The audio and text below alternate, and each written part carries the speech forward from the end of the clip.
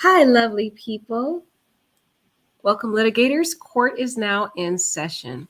So, a lot of people have been talking about the Meg Thee Stallion and Kelsey case or versus Tory, and I just really didn't want to jump on the bandwagon and talk about it. But as I've been hearing a lot of information about Meg Thee Stallion versus Tory and Kelsey, the theme that I could not help but get out of my mind is the fact that it demonstrates fake friendship, betrayal, and jealousy. That is the key themes of Meg Thee Stallion and Kelsey's relationship.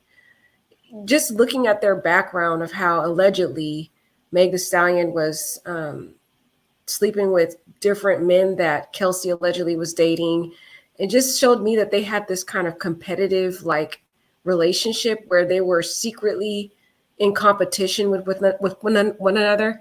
And that's what I see a lot of in some friendships out here. And since we've been talking a lot about fake friendships, I thought this would be a good topic to talk about as it relates to Meg Thee Stallion and Kelsey, because they demonstrate the core problems in a lot of our friendships in this day and age. A lot of friends pretend to be, in your support system, but in reality, it's fake. It's fake, and they're secretly trying to compete with you. And then you find there's betrayal. And the sad part is, in this particular relationship, it appears as though the fake betrayal and jealousy was coming from both sides. I feel like on one side, Kelsey was jealous of Megan's fame and her success and how far she had, come in life. I think secretly she had a jealousy of that. And on the other side, Meg Thee Stallion, I think she had an insecurity as it related to Kelsey in some way. I'm not sure exactly why she was jealous of Kelsey, but the reason I get that vibe from her is because based upon the allegation, she had been sleeping with different men that Kelsey dated. So it feels as though secretly she felt insecure as it related to Kelsey. And each time she was able to achieve sleeping around or dating men that Kelsey dated, it made her feel somewhat superior to Kelsey. That's just kind of the vibe that I get. So I thought it'd be interesting to talk about what's going on in this case. You could just see, based upon some of the information coming out, one thing I have issue with Meg Thee Stallion is her pattern of dishonesty.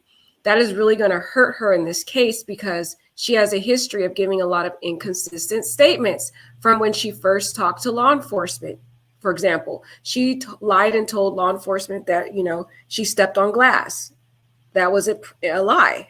And in these cases, when you testify and when you're giving statements, everything that you say from when you talk to officers and on will be evaluated by a jury. And jurors don't know you personally.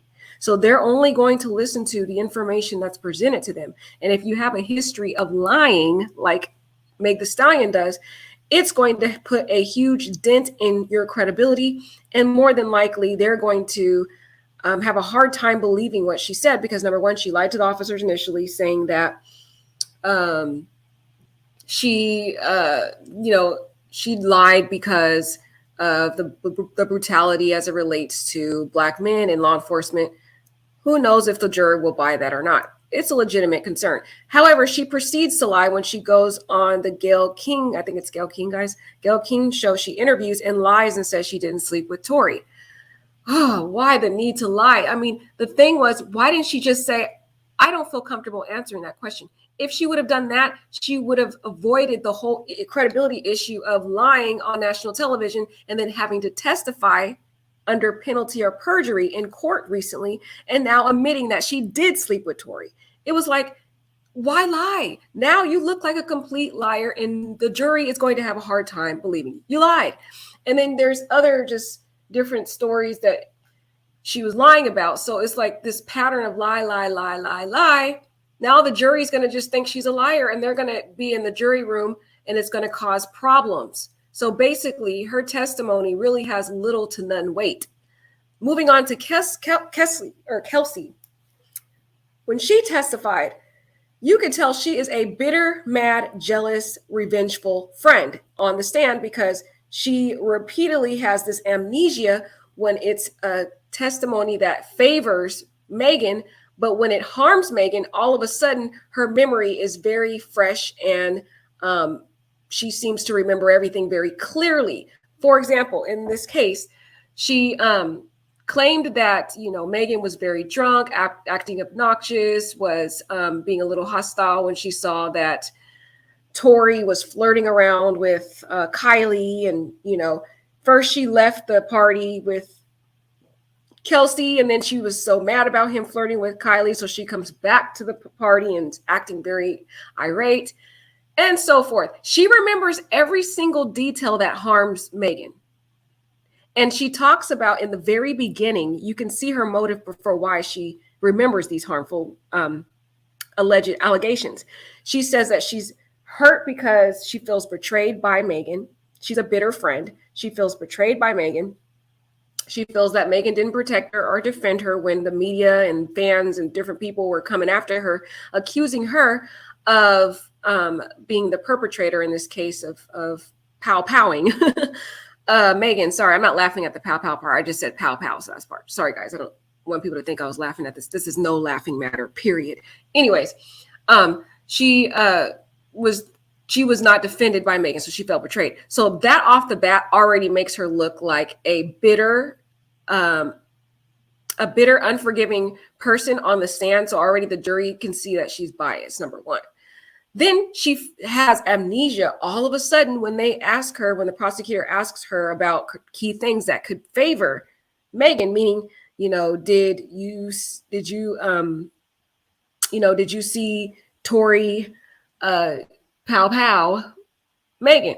All of a sudden she's like, no, I lied about everything. It's just like, this case is frustrating because you could just see a bitter friend who's jealous, fake friends betraying each other on the stand. And just this long history of betrayal in that relationship, from Megan making songs that bash Kelsey to Kelsey making songs that bash Megan. It just looks like both of these two women were just jealous of each other and were fake from the beginning.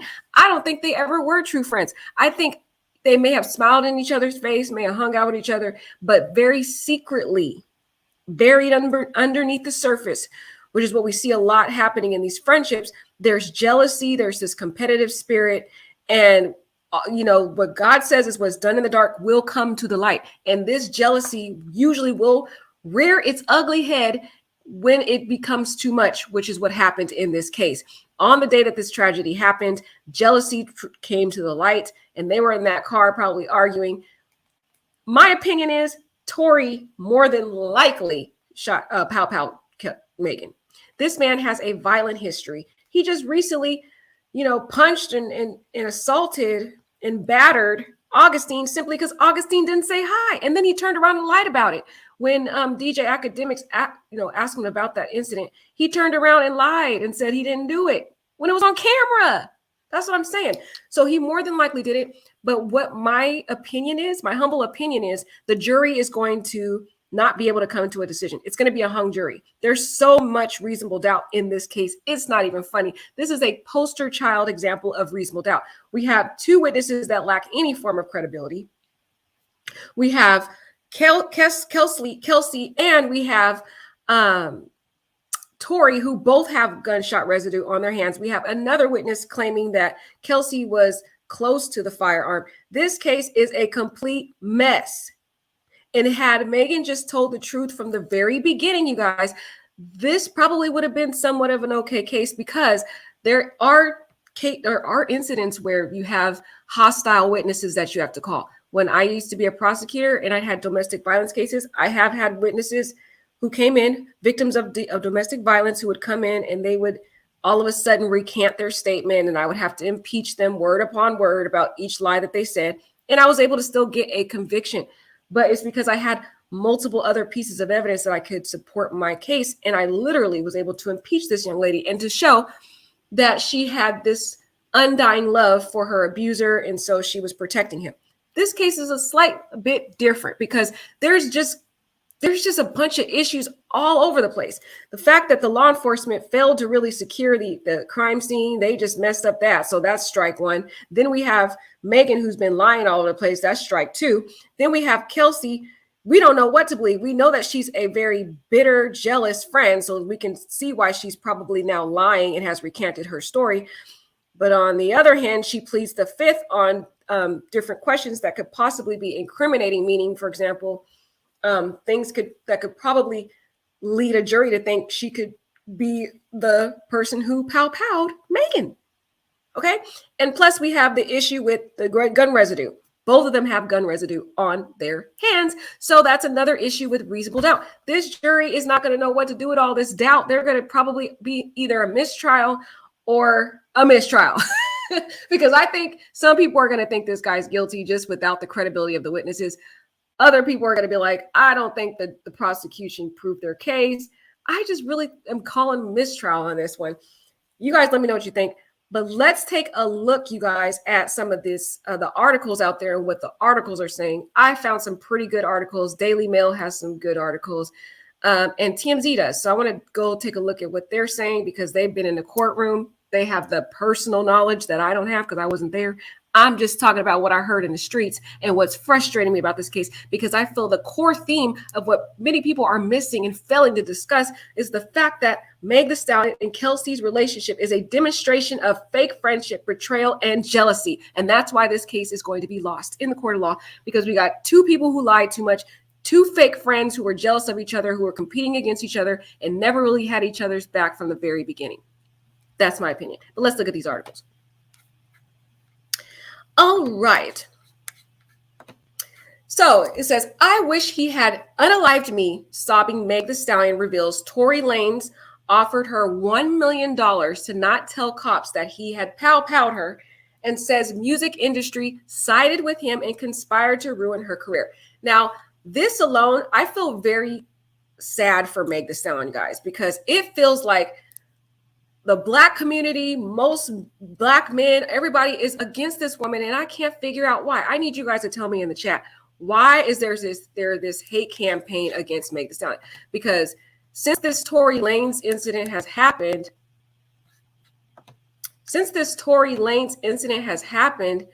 I have seen so many people come out and speak against her, from hearing from DJ Academics is gung-ho against her. We've got the lawyers for workers in New York. He seems biased. We've got what's her name? Mob Radio. I mean, not just her, but there's so many people against Meg Thee Stallion. And I'm like, why? This woman, there's evidence. The girl was clearly pow-powed. There's evidence of it, medical records. Can't deny. The core issue is who did it, okay? And in my opinion, I really am leaning towards Tory, but there's the prosecution hasn't proved it. They just failed to prove it. They haven't met their burden. That's the reality of it. But the issue is, I feel like Meg Thee Stallion, this statement here saying, I wish he had unalived me, I feel really worried about that. I feel like Meg Thee Stallion has some key depression core issues in her life, and somewhat is the S word, if you know what I mean, SUI. I'm not going to finish it. I feel like she is thinking these very depressed, hopeless thoughts. And I feel very worried about her to say these kind of words. This is a person that's feeling really hopeless and really depressed. She's been getting a lot of backlash in the music industry, and everybody is siding with this man who has shown time and time again to be very abusive. He's problematic, and literally he's using his fame to walk away. And he has a really darn good attorney. I got to tell you, that attorney is good. And that attorney is going to get him acquitted. And basically because this evidence is all over the place and it's completely weak. I would be surprised if there's a conviction. If there's a conviction, y'all, I will be surprised. That's all I'm going to say. I would feel as though if there's a conviction, I would feel as though the jury did not follow the law. Because I'm just saying, I don't see how they're going to prove this beyond a reasonable doubt, y'all. Anywho, she claims that Tory offered her $100 million to not tell the cops. And there's rumors that Kelsey allegedly was paid $1 million.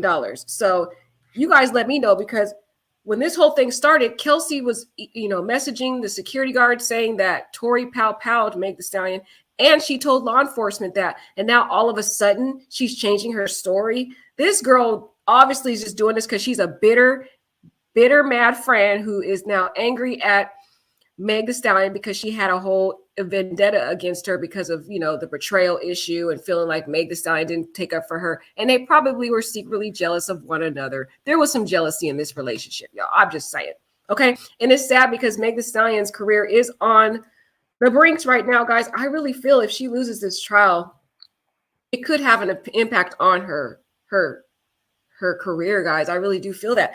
Let me know what you guys think, because people are going to think she's just a liar and all this stuff, even though I really think she's telling the truth about Tory Lanez powing her. But because she has a history of lying and lying and lying, a jury's going to really look at that and be like, I don't know what to believe. I don't know if I could believe this lady because she lies a lot. Like, she literally lied on national television, and then she lied to the cops. And it's just like, I don't know if I could believe her. What if she's just mad at Tory? What if she has a vendetta against him? And then we know Kelsey has a vendetta against her. So we don't know who to believe. These people all lying. That's what the jury's going to say. I feel sorry for this jury, y'all.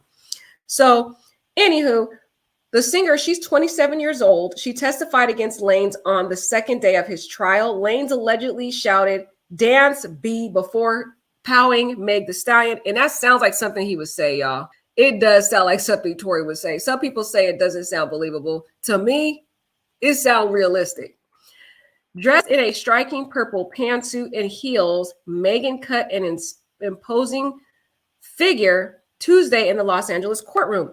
Lanez, whose real name is Daystar Peterson, has pled not guilty to felony charges of assaulting Megan with a semi-automatic firearm. Grammy-winning star Meg Thee Stallion tearfully told a jury Tuesday how fellow rapper and ex-lover Tory Lanez powwowed her in the feet with a semi-automatic handgun after he yelled, "Dance B." The singer testified against Lanez in the second day. It was a packed criminal room, y'all, downtown Los Angeles. I wish I was there. Telling the jurors that she was so scared. Megan revealed that she has nerve damage. Oh my God, this is new, guys. I didn't know that she had nerve damage. Did you guys know that? Let me know if you guys knew about the nerve damage. She says she had nerve damage. She's still dealing with the physical repercussions of the alleged pow. And Lanez immediately offered her $1 million to not tell the police what happened. That sounds believable, because he don't want to get in trouble. He know he can be deported. You guys know he's Canadian. He's not even an American citizen, y'all. He's scared. And she said she wished she had not been powwowed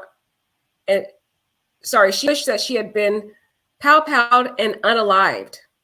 That is very scary to hear her say that. I feel like this girl is depressed, and somebody needs to get her therapy soon, because I feel like she could be on the brink of trying to do something to herself. And I just pray that somebody gets a hold of her, because that's disturbing words to hear.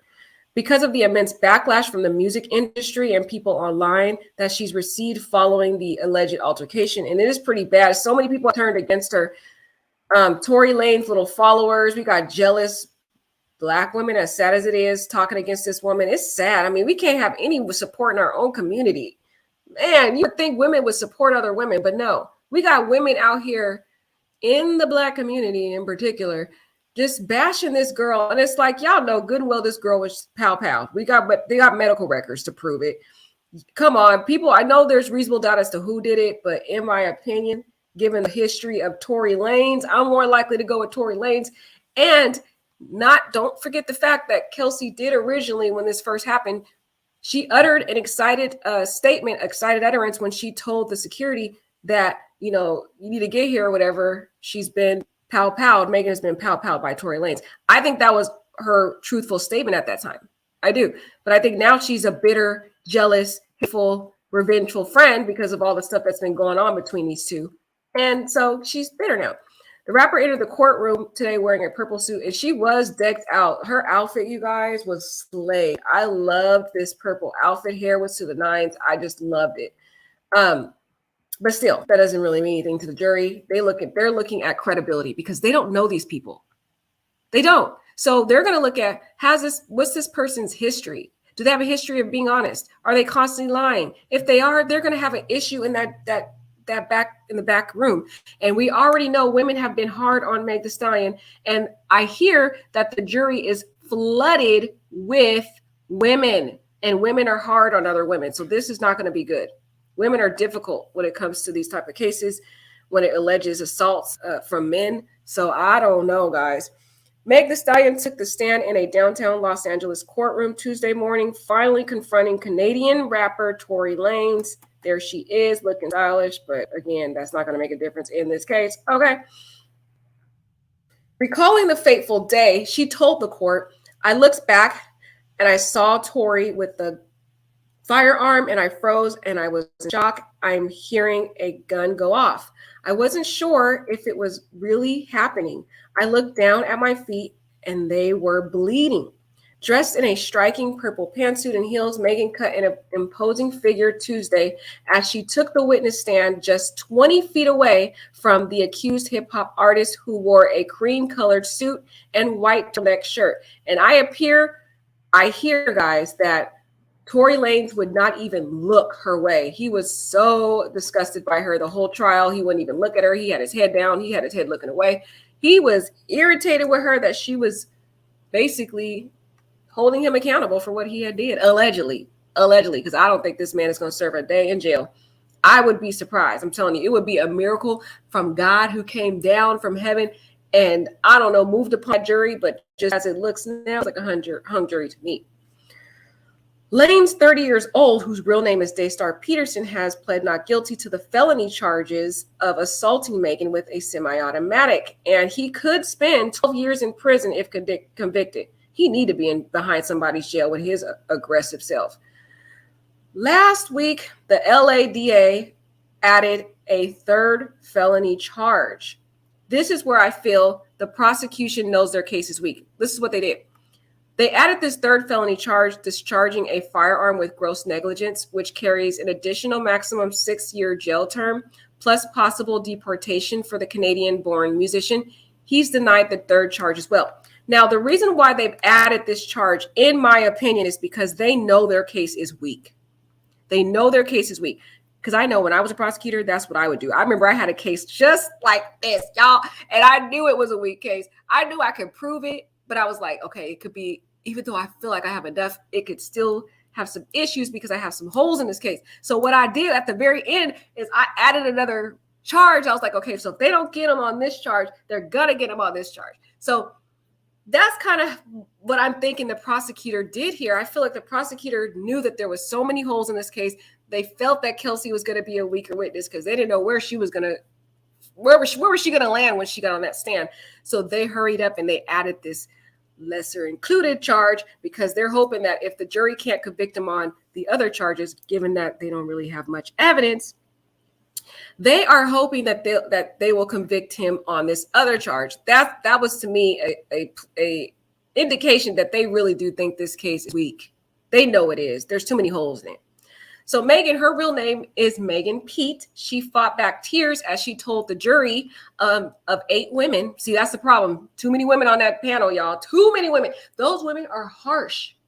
They are going to be back there just like, I don't believe her. It's going to be a problem, guys. It's going to be a problem. So there's a jury of 8 women and there's 4 men. Tuesday, that before night of the Pow Pow in 2020, she and Lanez were close friends. So that's what she was telling the jury, as she was crying and trying to, keep herself under control. She just started crying. She's trying to back these tears, and she lets the jury know that before this had happened, her and Tory Lanez were friends. I don't think that's true. See, I'm telling the girl's still lying, guys. She's not telling the truth. They were romantically involved, but she's still lying. She's giving some truths, some lies. Okay. We used to hang out all the time, drinking together, going to parties, said the music artist who won a Best Rap Song Grammy last year for her song Savage. When my mother passed away, I think I was looking for people to fill the void. I felt like Lanez, could be my friend. I don't know about your friend. This is a photo, guys. This is evidence. Woo, it looked bad. Sorry, I'm gonna go past it. Oh, sorry, guys. Sorry to show you that distinct photo. I had to. Sorry. Anywho. That is evidence she was shot. We know that she was shot. The issue is who did it. Because a lot of people are covering for this man. Meg Thee Stallion sharing pictures of her injuries, her foot sustained after Tory Lanez allegedly pow-powed her. I'm not going to keep that on the screen, guys, because that thing was just disgusting. This is Tory Lanez over here with his messy self. This man right here is just got a violent background. He was dressed to the nine. Look at his outfit for court. He was dressed to the nine. But it still doesn't cover up this demonic man's he think dressing up is gonna really cover up who he is. Dude, I'm sorry. But the jury, I don't know, they're gonna have a hard time with the evidence they have. Shoes decked out. Tory Lanez was dressed in a tan suit as he attends Los Angeles. Here you guys know what he was doing? He was really trying to get this jury to feel empathetic for him. So what he does is, he barely sees this kid, right? He brings his son. He brings his son with him, guys, to court so that he could get the empathy of the jury. He's trying to manipulate the jury to make him look like, oh, I'm a father. Don't imprison this father. This kid's going to be traumatized and hurt if he loses his daddy. And you know good well he probably don't spend any time with this kid. And why would you bring your kid to this type of this trial when you got to hear graphic things about a pow and you got to see photos of injuries? Like, make it make sense. Let's play this real quick.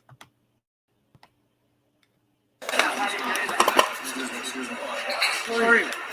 Some of my comments are saying that why are you bringing kids to court? Did you hear that? Yes, Micah and Jerry, yes, we did hear that she managed to escape through a window and then run to a neighbor's house for help.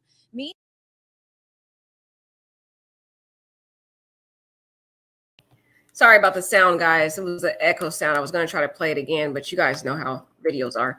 But he was really trying to manipulate. This man is trying to manipulate the jury by bringing his kid there to garner some sympathy from them, empathy, emotions. That's just disgusting. It's like, come on, good and well you don't spend any time with your kid. Now you're trying to act like you a father. Come on now. And you shouldn't be bringing your kid to hear all this disturbing evidence too about you being violent towards a woman. Like, why would you bring in? Is this really being a good example to your child, that your child has to see this woman on the stand? She's crying profusely saying you hurt her. How are you being an example to this kid? But the things these people will do to manipulate jurors, and because these jurors don't know these people, all they're going to see is him bringing the kid and think, oh, look at this father. He would never, you know what I mean? When the deputy district attorney, Kathy Ta, asked Megan, were you intimate with him? She answered yes. And we know she lied on the when she talked to Gayle King. Y'all talking about she did. Now she want to change her story. That's what I'm saying. When she talks to Gayle King, she should have just said, I don't want to answer that. If she would have just did that, then it would have been okay when she went to court, because then it would have been like, okay, well, that's not a prior inconsistent statement because she just refused to give an answer, period. She should have had an attorney. This girl is a famous woman, has all this money and all this, these people backing her, Jay-Z and everybody else. I don't know why she didn't have an attorney advise her before she went to talk to Gayle King, because attorney should have told her, if they ask you about you being intimate, you need to just say you don't want to answer or speak about that, so that it prevents you from appearing to be dishonest when later on you have to testify, because they're going to ask you about that, because that goes to motive for why this whole thing happened. They're claiming that Kelsey is the one that powed you because you slept with Tory. So that's an underlying motive. So that's going to come out in trial because it's relevant to motive for who powed you. So you need to make sure you just don't answer that if you don't feel comfortable with the public knowing yet. That's what I'm saying. I don't know who represents these people, but anyway. Were you exclusive? Ta then asked. She said no. So she was over here being a little, okay. Ta then questioned Megan about the night of July 12th, 2020, when she, her assistant, and best friend Kelsey Harris and Lanez were all at a pool party at Kylie Jenner's home in the Hollywood Hills. Megan was in the pool in a thong bikini when her wig started to come off, and I was ready to go, she told the court. She asked Tory if they could leave in his SUV with his driver, but he didn't want to leave. He had an attitude. When she finally persuaded him to take off in the car, he still had an attitude because he was not ready to leave the party. He said to me, "You have to stop lying to your friend, Kelsey." "I know Kelsey has a crush on me." That's what Lane said. He was implying that we were both hiding something from her. On Monday, Lane's defense team claimed Megan had slept with Lane's behind Kelsey's back.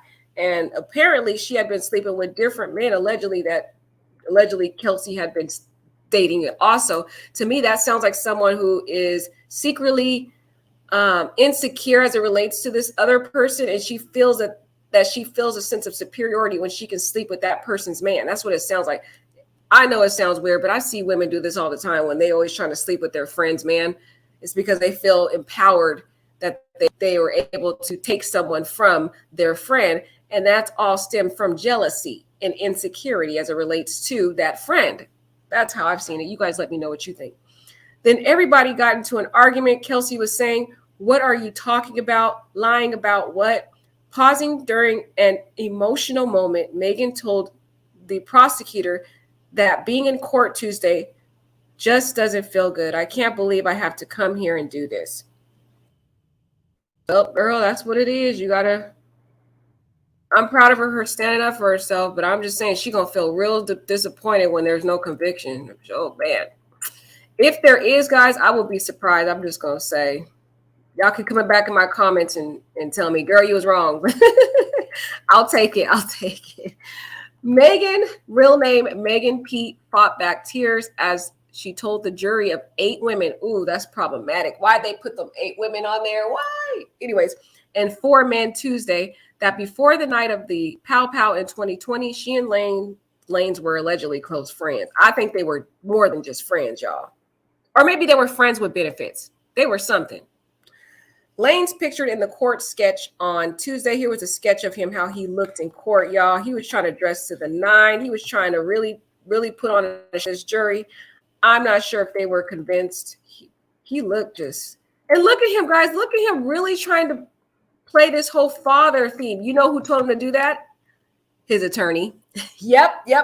His attorney told him to bring his son to court so that I can make him look like a family man. I've seen too many defense attorneys do this all the time. I remember I had a case where a defense attorney had the client bring in a photo of his grandmother and put it in a little frame and sit it at the defense counsel's table. So he had the picture of his grandmother, and so he positioned it so that the jury could see the picture of his grandmother and all that, how he loved his grandmother. And I was like, Your Honor, objection. I would move to request that picture be removed because it's just further biasing this jury. It was like, that's what they do. Defense attorneys, they always do that. They always want to try to have their clients bring in a family member, kids, stuff like that, to make them appear to be this family man and everybody loves them. And they also will ask their client to bring in and have a bunch of support, like have a lot of family friends come in and just fill the whole side of basically this defense side with all their family members to make them look like little angels. And that's what I think his defense attorney told him to do. I really think this is all a ploy.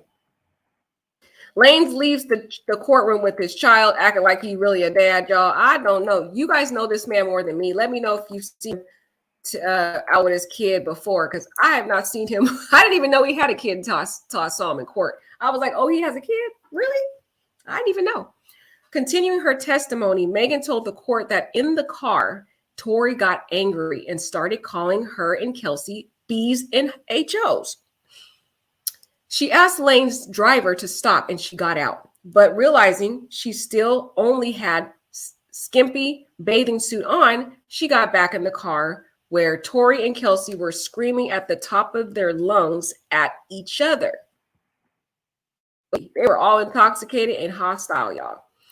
Megan continued, Tori kept telling me basically I was in SHIT. He kept yelling and cursing. She asked to stop again, and this time when she got out, she told the court, I started walking and I heard Tori say, dance, B. Asked by Todd to explain exactly what she saw when she looked back toward Lane's, Megan said, him holding the firearm, pointing at me Everything was a big blur. I felt pain in both my feet. She eventually got back into the SUV just before cops pulled the car over. She said, Tori said to us, please don't say anything. I already got caught with a gun before. I'll give y'all $1 million. Don't tell on me.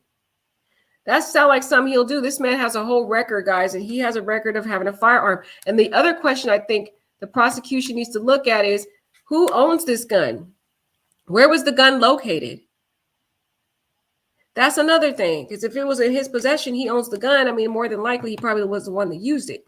And I think the prosecution should ask, ask Kelsey, have you ever held a gun before? Have you ever used one before? Do you even know how to use one? Because if they ask that, she would really be like, no, I don't even know how to use it. I've never held one. I don't know anything about a firearm.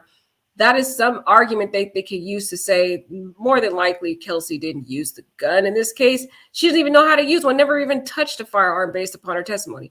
I don't even know if the prosecutor even asked. I don't think they did. Oh, God, I feel like this prosecutor just failed at this case, period. But anyways, he kept apologizing, asking us not to tell. I remember thinking, why ain't you worried about how I am? You just shot me. Because he doesn't care about these people. He only cares about himself. He's probably a narcissist, y'all. I think he is, the way he sounds. On Monday, Lane's defense team suggested that it was Kelsey, not Lane, who fired the firearm. And Kelsey is kind of hinting to that too, because she claims she didn't do it, but then she pleads the fifth every time the prosecutor would ask, did see Tory Lane's pow Megan? So it creates in the jury's mind that she had motive because of the whole issue with Megan sleeping with Kelsey's men and all that stuff. So this case is a whole mess.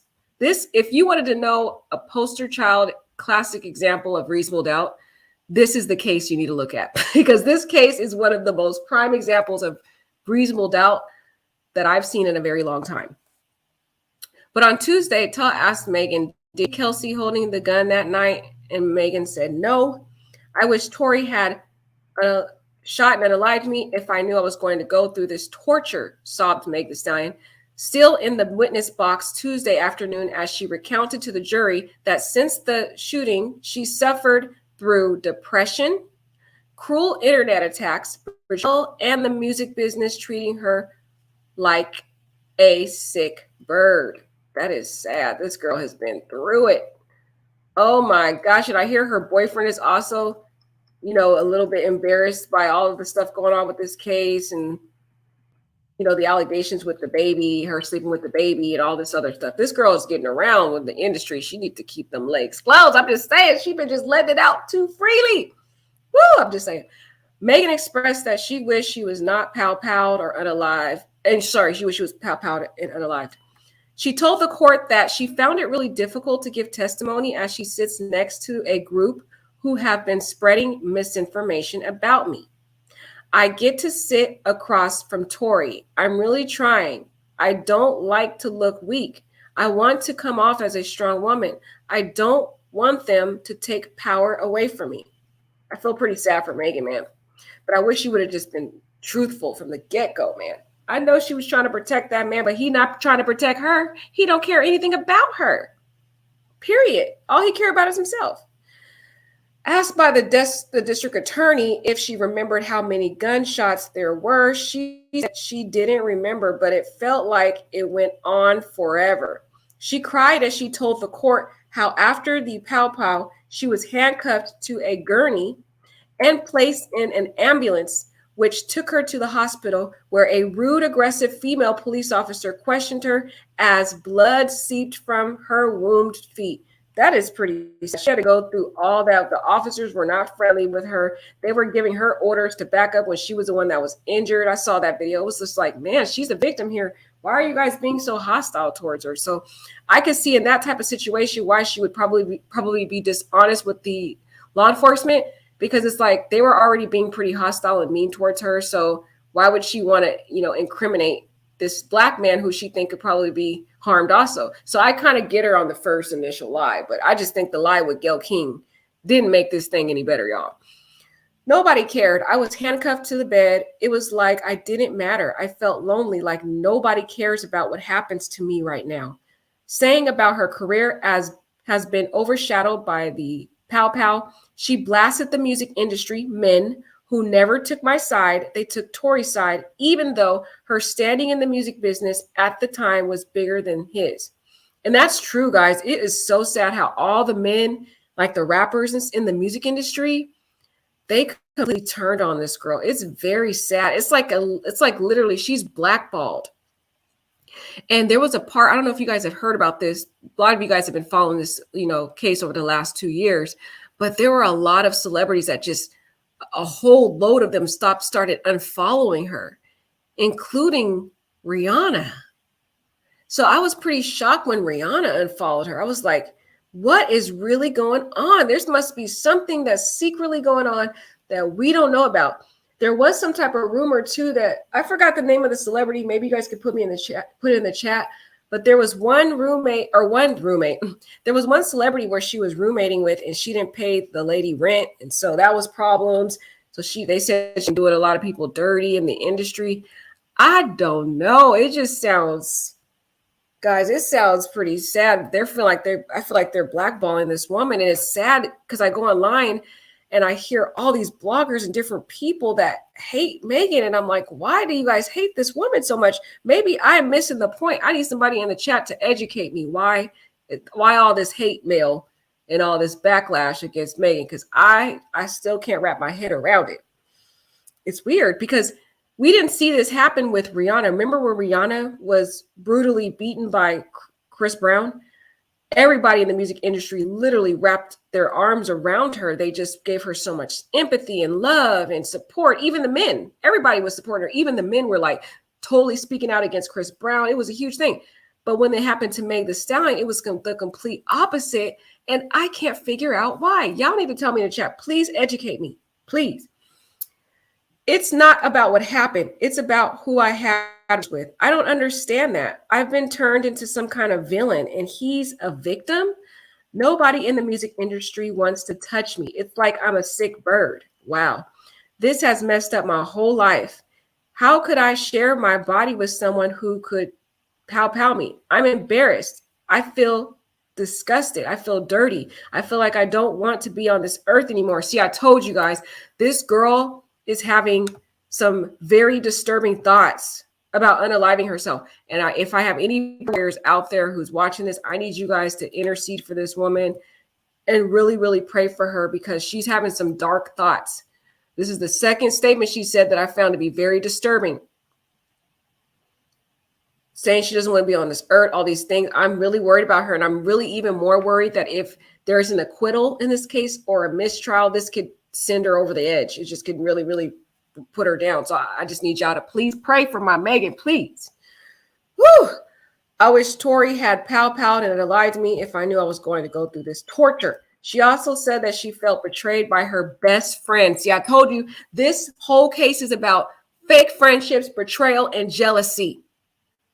Both of them, though, they were mutually betraying each other. So she feels betrayed by Kelsey, her best friend, because she met with Tori after he powed her. She hasn't seen Kelsey since. And we already know they was doing back and forth, bashing each other online for the last 2 years. So that doesn't make it any better. Megan told the jury that since the pow, she has suffered from depression, which has adversely affected her relationship with her. She has. It's hard for your partner when you feel sad all the time. Oh, that is sad, man. This girl's going through deep depression, and a lot of these celebrities do. But imagine, it's already isolating as it is to be a celebrity. Okay, it's very lonely at the top. So once you become a celebrity, you literally have to separate yourself from the general population. So you're now initiated into this secret society, which is basically all the other celebrities.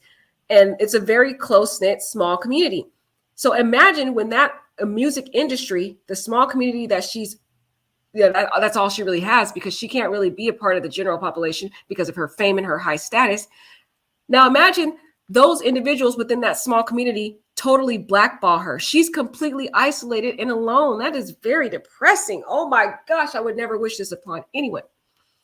She told the court how she has constantly endured cruel and nasty internet posts that blame her, not Lane's, for the pow pow. That's sad, man. And some of these people are Black women, y'all. Isn't it sad? Your own people. Your own people. What?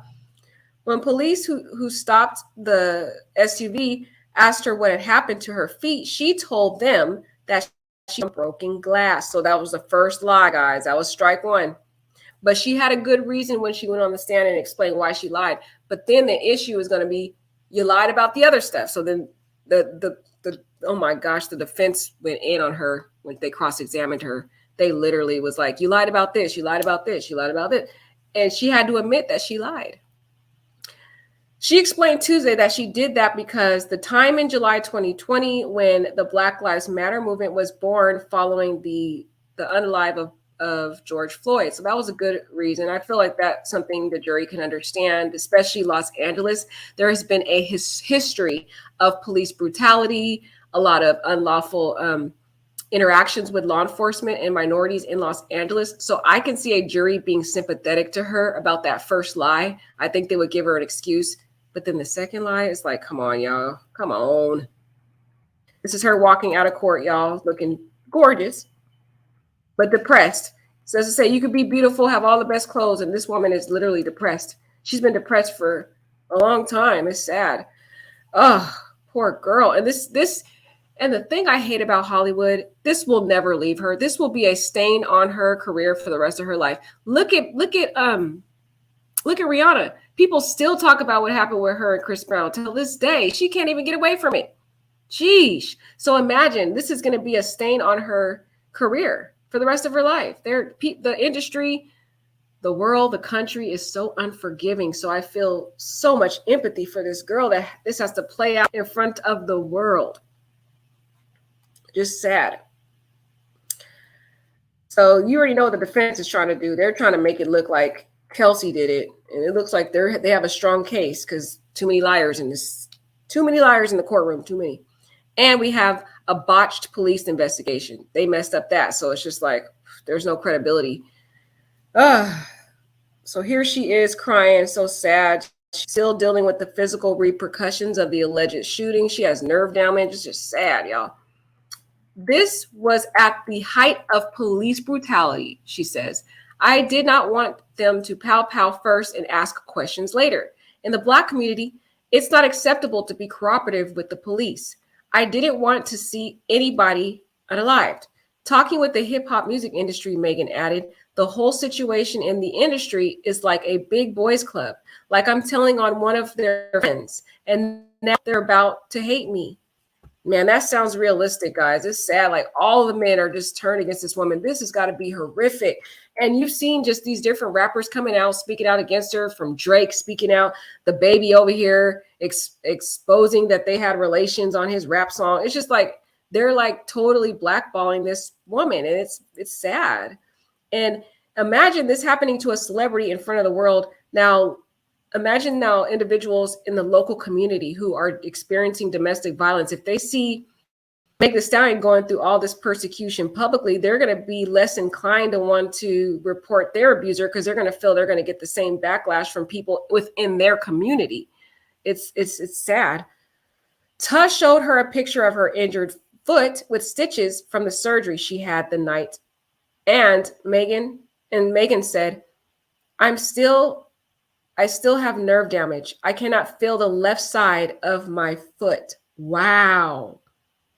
I didn't know that. She can't feel the left side of her foot, you guys. Dang, that's sad. This poor woman. She added that Lane's later text her apologizing. Reaction was, I was sick. Why are you bothering me? Under cross-examination, y'all listen to this. Under cross-examination, it gets hot and messy. Under cross-examination by attorney George, I'm not going to say his last name. I'm not going to slaughter it. Megan admitted she lied on national television when she told the interviewer, Gayle King, that she hadn't had a relation with Lane's. Y'all know what it is. A physical relation. And she also conceded that the argument started between her and Lane's in the SUV after the pool party at Kylie Jenner's house because he talked in front of Kelsey Harris, about a physical relationship with Lanes, whom she knew Kelsey had a crush on. Oh, I see this happen too many times with friends, y'all. Have you guys seen this? Let me know in the chat. Where shady friends, they know you have a crush on somebody, so they quick to try to go and date or sleep with them. Just the competition. It's just fake friends. This relationship is straight along the line of fake friends. Sounds a lot like the Shanquella situation, all these other fake friends we've been talking about lately. Oh, man, so sad. I did not want her to know about the relationship, said Megan.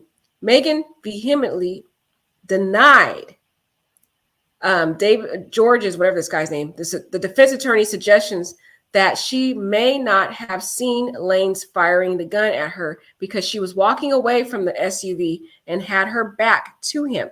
She said that when she turned her back to the car, I saw him with the pow in his hand and shooting me. Of the defense floating scenario that it could have been Kelsey who did the pow, Megan retorted, I could see him clearly with a firearm. Nobody else had a firearm, just your client. Ooh. But again, it's all going to come down to whether the jury believes her and the fact that she has a history of literally lying. I don't know. The jury, that's going to be a dent. That's going to be a dent in her case. And then now we have Kelsey over here lying all over the place. We'll get into what she said. It's a problem. She says, I don't know why he pow-powed me, but he pow-powed me. Asked why she lied to cops at first, telling them that her feet had been injured by broken glass. She said, snitching is frowned upon in the hip-hop community. Because she changed her mind, she added and started revealing that her wounds were caused by pow-pow from Tory, not broken glass, after he started posting false narratives about the pow-pow.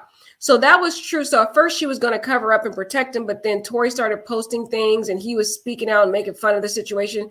And I remember that's when she had no choice but to come in and defend herself. She said, I had to defend my name because I saw that people were posting that I wasn't pow-powed. Yeah, he was trying to make it look like it was a lie. So she had to say it. And that's when this whole thing happened, when she had to go forward with prosecution, because he was over here making fun of her and stuff. He should have just kept his mouth quiet. Okay.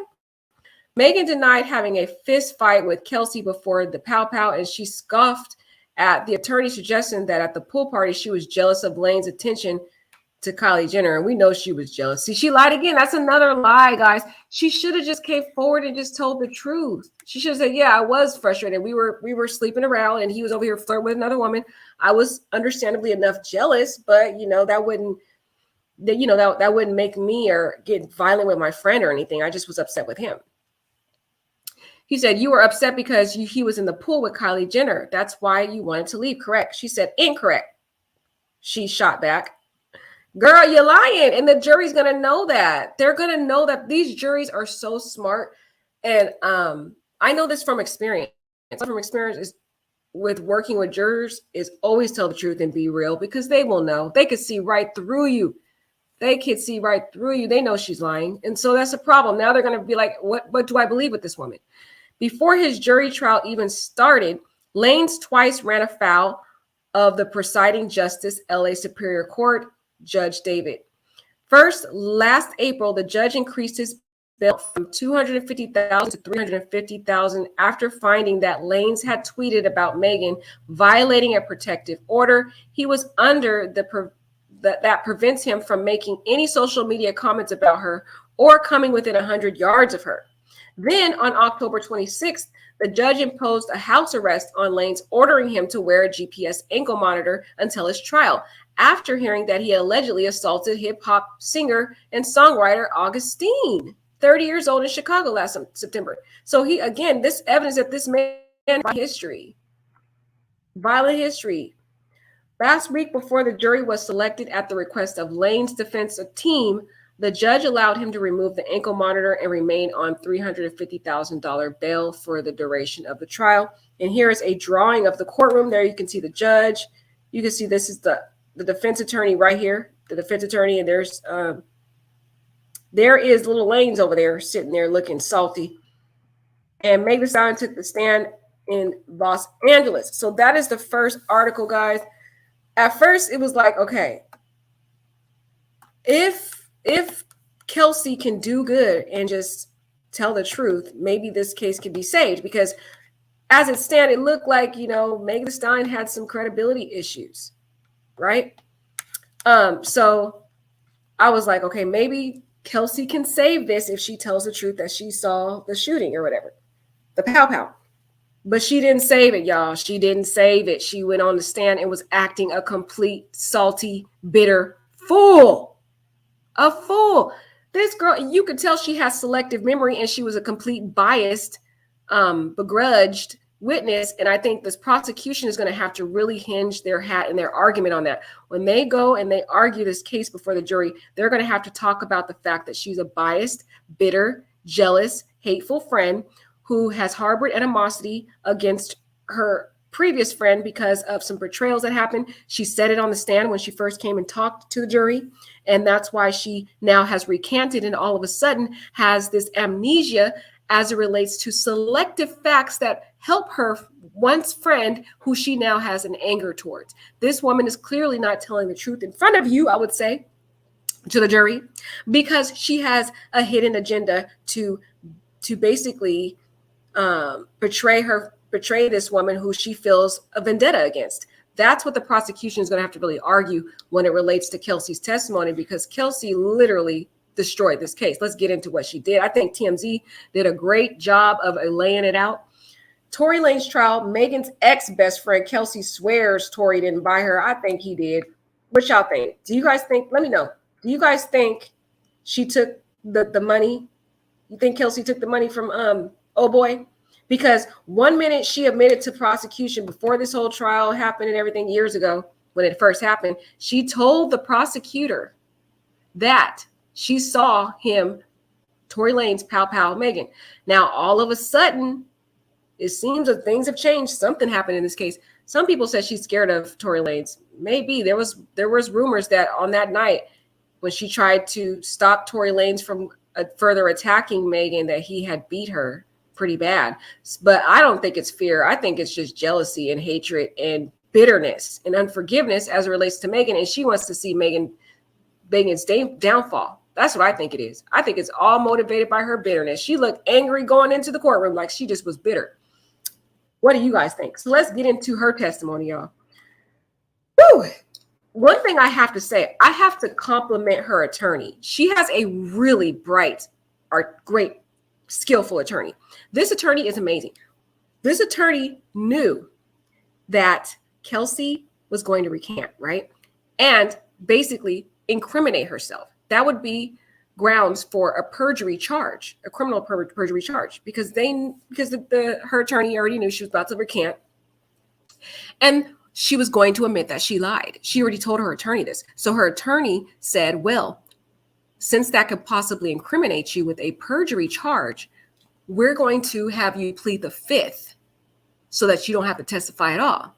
And what's going to happen is the prosecution, because they think you have very valuable information, they're going to offer you immunity, which at that point, you could say whatever, because now they can't charge you with that perjury. That's what happened in this case. Her attorney is literally brilliant, because now they cannot pursue perjury charges against this woman, because she already told her attorney that she was going to admit to lying to them. And that is a criminal charge. That's false information to a law enforcement. That alone is a criminal charge, giving false information to law enforcement. And then if she was caught on the stand perjuring herself, that's another charge for lying in the court of law after swearing to give honest testimony. So her attorney advised her to plead the fifth off the bat. Smart attorney, very brilliant attorney. I like her attorney a lot, and the strategy. This girl got off easy because of her brilliant attorney. Tory's attorney asked Kelsey about the fact police say she had gunshot residue on her hands, and she said she wasn't sure where it came from. I just know I had it. She also acknowledged that she and Megan did have a physical altercation in the SUV, but she tried to downplay it, saying that they were intoxicated and probably just bumped each other. As for reports they were yelling at each other outside of the vehicle, she would only admit they got out at the same time. And there is earlier on the day, prosecutors presented texts Kelsey sent immediately after the pow pow describing Tori physically attacking her, and at least one other that read Tori pow powed Megan. Kelsey said she sent the text in a panic, or she didn't remember sending them at all. So notice that now you can notice how she has amnesia when it comes to anything that's going to help this case. That is going to have to be something the prosecutor will have to argue during the closing argument. The prosecution is going to have to show that this woman is bitter, that she has a vendetta against Megan because of all the betrayals that she talked about on the stand. And that is why now she all of a sudden has this selective memory. And anytime it's something that's going to incriminate Tori or help her friend that she now hates, her enemy, it's not her enemy that she hates. We can't call her a friend because they're not friends anymore. The friend or the enemy that she now hates, anytime it helps her friend, she all of a sudden can't remember. And I would say, I want you as the jury, as the prosecutor, you as the jury need to use your common sense to see that this woman is literally lying to basically try to tarnish and destroy Megan, who she now sees as an adversary. That's what the prosecutor is going to have to really hang their argument on, y'all. Meg Thee Stallion's former bestie, Kelsey Nicole Harris, still has a bad case of courtroom amnesia.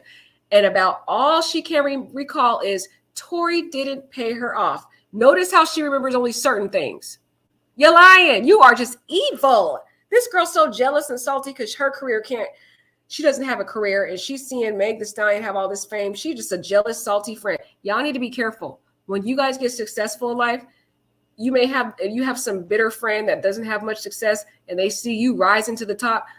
Be careful about those people because they will secretly be hating on you in the background, y'all. This is what Kelsey is, a little hater. Kelsey was back on the stand Thursday for her second day of testimony in Tori's trial for allegedly, oh man, this is the second day? Well, what about the first day? What?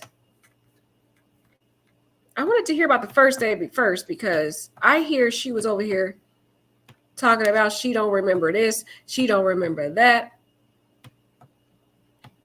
And then we can get into the second day because this is her second day. The first day was just her over here talking about she don't remember and plead the fifth. And but it was pretty good. I hear that she was over here acting like she don't remember. Let me see, guys. If not, we'll just read this and see if we could find if they refer back to that day. Okay, look at this. Daily Mail be on it, y'all. Let's see what Daily Mail has. Let me see if Daily Mail. Hold on. Thank you for your patience. Megan Thee Stallion's ex-assistant tells Tori threatened to pow her.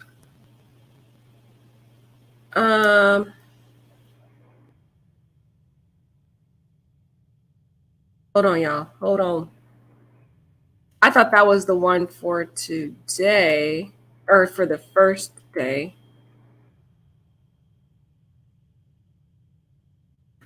It says Megan Thee Stallion's ex-assistant tells court Tory Lanez threatened to pow her before he opened fire on the rapper. Okay, this is it, guys. Hold on. This is it. But invokes her Fifth Amendment when asked to describe what happened, which is salty. This is a case of a bitter, jealous, hateful friend who is sad to see or disappointed to see her friend rise to the top and she's still sitting there low looking salty. That's what this is all about. That's what it's all about. Salty, jealous friends competing against one another. Anyways, let's read this. So she was also Megan's assistant. I didn't know this part. Megan's ex-assistant tells court Tory Lanez threatened to pow her before he opened fire on the rapper, but invokes Fifth Amendment when asked to describe what happened. You know why she did that? Because she was going to recant all that she said, and it was going to basically incriminate her. Her attorney told her to do that. That's why she invoked the Fifth Amendment. Not because people keep getting confused thinking, oh, she invoked the Fifth Amendment because she really is the one that pow-powed him. No. Her attorney told her to invoke the Fifth Amendment because he knew she was going to admit to lying about some things. And that would have been a false statement to law enforcement, which would have incriminated her. That's why she pleaded the Fifth. in my opinion. Okay. Meg Thee Stallion's assistant revealed Tory Lanez also threatened to pow her before opening fire on the singer's feet. Kelsey testified in court on Wednesday as Lanez sat about 20 feet away from her, but she refused to provide the details.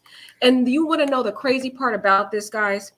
This woman all last year and the year before have the nerve to be like, wait till I go to court. I'ma tell my story. I'ma tell my story. Just wait. And when she gets on the stand, all of a sudden she don't remember. All that talk for nothing. Just salty. Can't stand these fake friends. Just too many fake friends floating around here these past few years, y'all. Lanez has pled not guilty. We already know he did. Okay, the day after Megan testified that fellow rapper and ex-lover Tory Lanez powed her, the singer's assistant, Kelsey Harris, told the jury Wednesday that Lanez threatened to pow her too. And that's interesting. I didn't know that she was also Meg Thee Stallion's assistant. Interesting. People also say that she did Meg Thee Stallion's homework for her too in college. So that's interesting too. But when prosecutors asked Harris to describe exactly what Lanez said in his threat, she invoked the Fifth Amendment, the right not to testify. And I think it's because she would have had to admit that she had lied about some stuff, and therefore the law enforcement would be following some subsequent charges against her, and she didn't want that. So that's what I think. That's just my opinion. You guys let me know in the chat what you think. However, she did tell the court that it was ridiculous to believe that Harris herself was the one who pulled the trigger and powed Meg Thee Stallion's feet. So she's just all over the place. This jury is going to have a hard time trying to figure out what they're going to believe because, again, there's gunner on both their hands. Oh, guys, make it make sense. See, the problem is I'm not in the courtroom. I need to be in that courtroom because I'm only getting what these articles are saying. I need to be in there to look at the jury, look at her demeanor, look how she's on stand, because who knows? If this jury is smart, they will convict, but I don't know. There's too much reasonable doubt. Let's get to the rest. Deputy District Attorney Kathy Tall asked, why don't you want to answer that question? While also suggesting that the reason Harris would not explain what happened might be that Lanez was sitting about 20 feet away in the courtroom. And this is her. Look at her little salty, bitter face. Kelsey is a salty, bitter woman who is jealous of her friend's success. She's always been jealous. And all it did was just rear its ugly head on the night of this incident. But the interesting part about it is Meg Thee Stallion has been jealous of Kelsey also. It doesn't matter how much fame you have.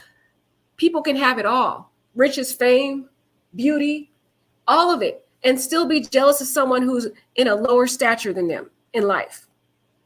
They both were jealous of each other, just in competition with each other. But look at Kelsey, still bitter of her sister, friend sex. Look at just bitter. Just stank face. Look at her face. It's not cute. It's not cute. And you over here protecting this man that's going to end up harming somebody else because he has a track record of violence. He is a problem person and he really needs to be deported. I'm just saying. Because he's dangerous. He's a danger to society. He literally punched a man because the man didn't say hi. Who does that? It's probably like a little man syndrome, I think. That's what I think. So Kelsey did reveal that Tory Lanez threatened to pow her before opening fire on the singer's feet. That is key evidence. If she's testified to that in court, let me know if you guys heard that also. If she testified to that in court, that is pretty strong evidence. And the prosecution, if they argue well, if we have a good prosecutor that can really argue the facts and argue why this woman has bitterness and vendetta towards Meg Thee Stallion, hence why she has this magical amnesia, he can somehow, or she can somehow, this prosecutor can turn this case around. But there's huge holes in this case with the horrible investigation with law enforcement, the gunpowder. They got to explain that. Oh my God. It's just a mess, guys. It's a mess. But in a way, I secretly pray that there's a miracle, guys. I secretly pray that the jury convicts. I secretly pray that because somehow it'll give Megan hope, because Megan has had to deal with 2 years of being battered and persecuted and hated by the world. And in this little good old man's big, what is it? Good old good man or whatever it's called. industry, they're all bashing her and blackballing this poor woman. So it would be somewhat of a victory if she did win. But again, I don't know. It's not looking good. It's not looking good with the credibility. And then there's that other witness that's claiming that he saw Kelsey closer to the gun. So that's a problem too. So guys, I don't know. This isn't looking good. It's just not. It'd be a miracle. Here is Kelsey with her little salty, bitter self. Just, girl, lots of people, all it does is age you, Kelsey. You're a beautiful woman, but you keep being bitter and jealous, that those looks are going to fade real quick. Just saying. Harris pled the fifth and asked for immunity during trial as she continued to say that she could not remember what happened that day. It doesn't bother me, but I don't want to be here, said Harris, who before her testimony began Wednesday, she brought in her own attorney to plead the fifth in the hope of not testifying at all. This girl, the one thing I'll give Kelsey, this is the one thing I'm giving her, and that's it. She was a smart woman to get that attorney. That attorney was brilliant, a brilliant attorney. I just love that attorney. To literally the strategy of just first pleading the fifth and then pleading the fifth to protect her from incriminating herself, because she would have incriminated herself with all these different lies. And you know the prosecution would have definitely, and the prosecution did, I know the prosecution. The prosecution probably already threatened her. If you come in here and you lie, we're going to file charges against you for perjury, blah, blah, blah, blah. So she went back and got an attorney. Because I know prosecutors who do that. They will tell the witness, if you lie, then we're going to file charges against you. She got an attorney. That lady was smart. That's one thing I'm going to give her. I'm going to give her that one little point, and that's it. But after hearing an assurance from the Deputy District Attorney, Alex Bott, that he's not seeking to prosecute Harris for anything, she says in the witness box, see, Judge David granted her use immunity. Lane's 30, who wore a light brown suit and black turtleneck Wednesday at criminal court in downtown Los Angeles. Oh my God, why do they keep repeating themselves? Sorry, guys, this is not me. Do not blame me. It's the article. It's the article that keeps repeating itself. Last week, the LADA added another felony charge. We already talked about this. Y'all need to stop telling the same stuff. Okay. In a full day of testimony. Okay, I'm done with them. I'm done. We got to skip all this. What she said. We already seen all this, y'all. Okay, this was his new outfit, because we saw his other outfit. The other day he had the tan outfit on. Today he came out with the little black turtleneck. I don't know who picked this out. I don't like this combination. Y'all let me know in the chat if y'all think y'all like this outfit. This is not it. I'm sorry. This is not it. This is his other outfit for the second day. Okay, the shoes look all right, but he looked like he going to church or something. And he brings the kid again. I'm done. I'm done with this man. He brings his kid again. Why would you want to bring your child? You are teaching this child to be violent just like you. This child has to hear from witnesses on the stand talking about how you're a bad person and you're threatening to pow people, and you bring your son there to hear this mess. What he will do, the desperation to manipulate this jury. He wants the jury to make it look like, oh, I'm a single parent. If I got my baby. If you convict me, then my kid will be in the foster system, and he will be taken away and never seen again. That's what he's doing.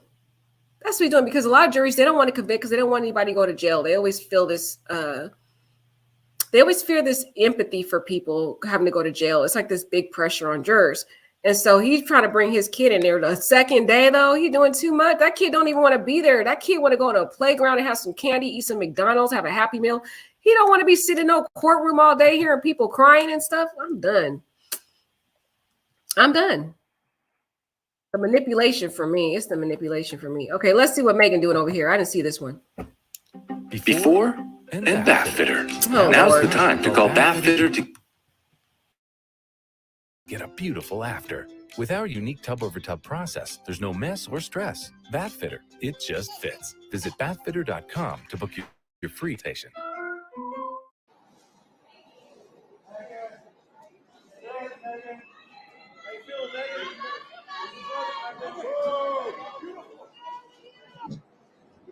How you feeling today, Megan? How you feeling today, Megan? Love you, Megan. Are you nervous? Are you scared? Open up. Stay strong, Megan. Megan, how do you feel? Megan, how do you feel? You look great.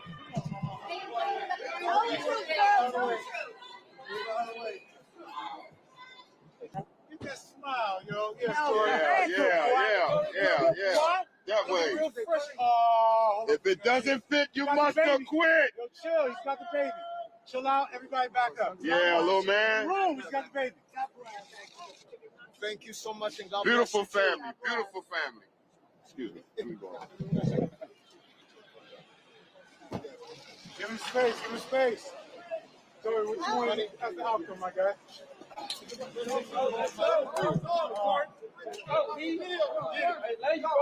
Joey. The whole team came. What's up, man? He's got the baby with him. He's got the baby with him. Have some respect, yo. Hey, have some respect. Have some decorum, man. $100 bill, boy. Yeah, you're doing right. Show him the truth.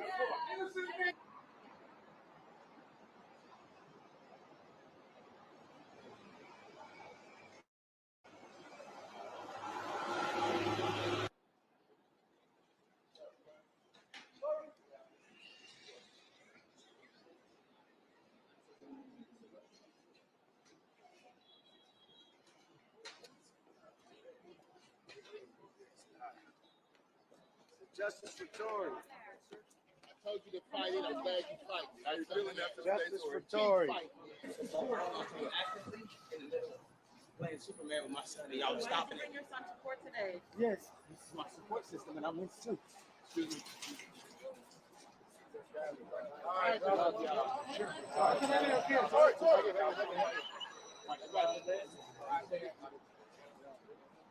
Yes, sir. Much love, man. All right, brother. I'm gonna call you guys. Yes, sir. Good luck, man. Love you guys. We got you, brother. Appreciate you.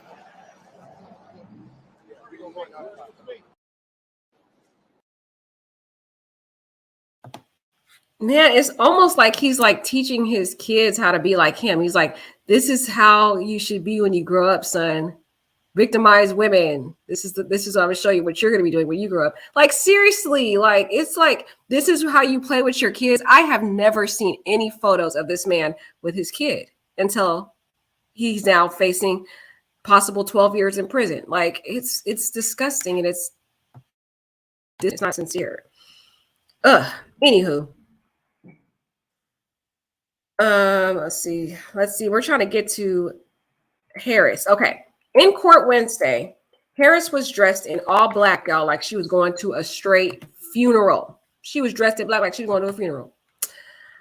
She called the accusation that she she pow-powed Megan ridiculous.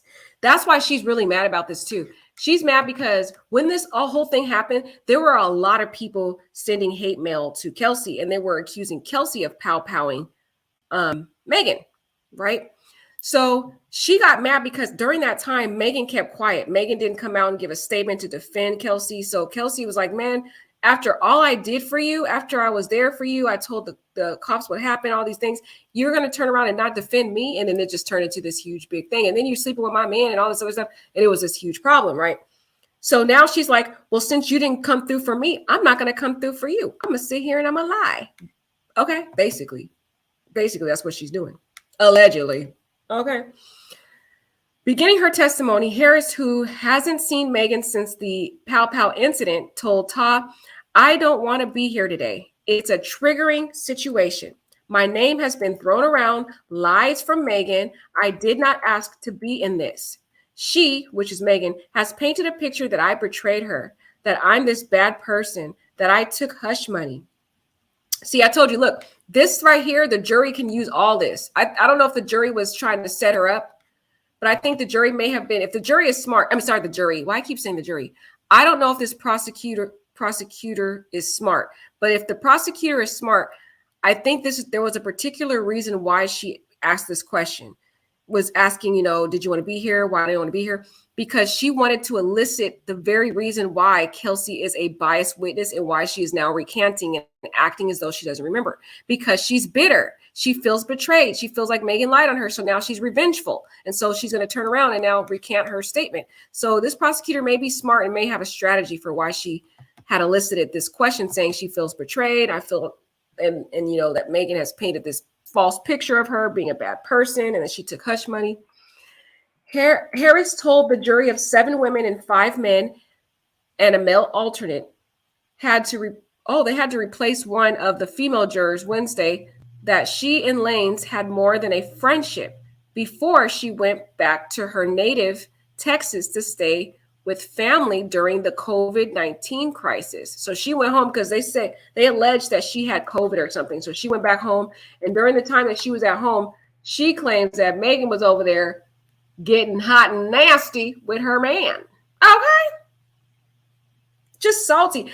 Out of all the people in the industry, Megan, why'd you have to sleep with the very man that your friend was with? That's what I'm saying. To see some type of insecurity in her mind that, if I sleep with her man, I feel somewhat empowered. I don't know, guys. I see this happen so many times in friendships, this fake friendship stuff. But by the time she returned to LA, Lane's relationship with Megan had grown more close, the court heard. Ooh. And there she is testifying. And look how you can see this time, Lane's is very attentive to her.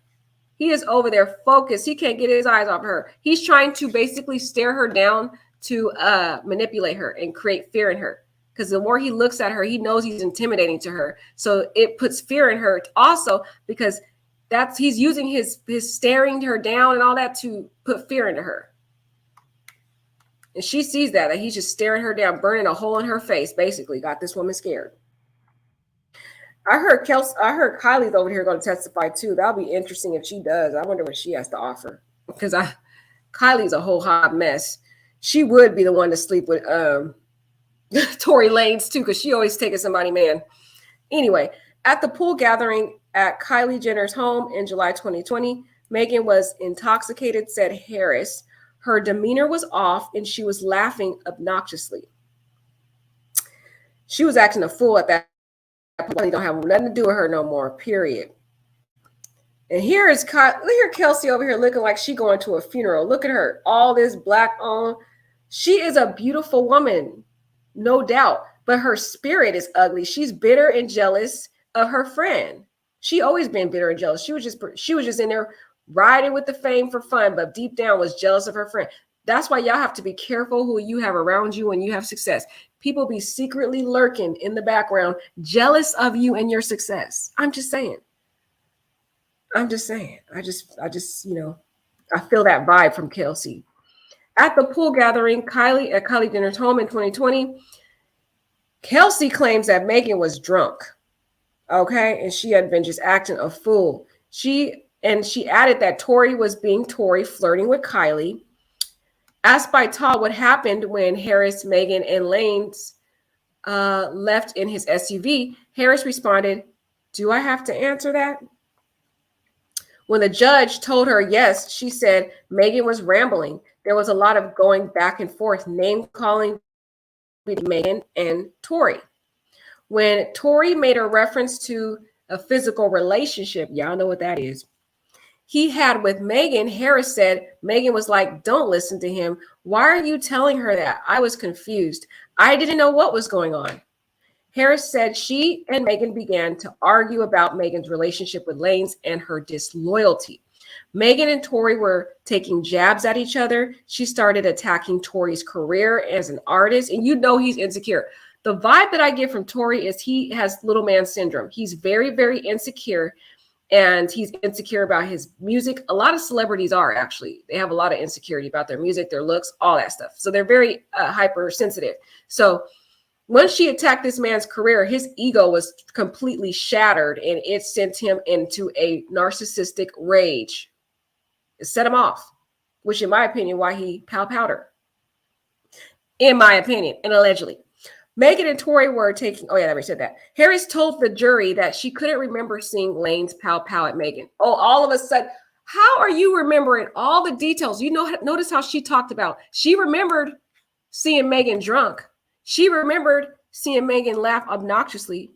She remembered the argument in the car, but all of a sudden, when it comes to the incriminating event of the pow pow, all of a sudden she doesn't remember. How are you to forget something that dramatic, where literally someone's life could literally be taken from them by this dramatic pow pow?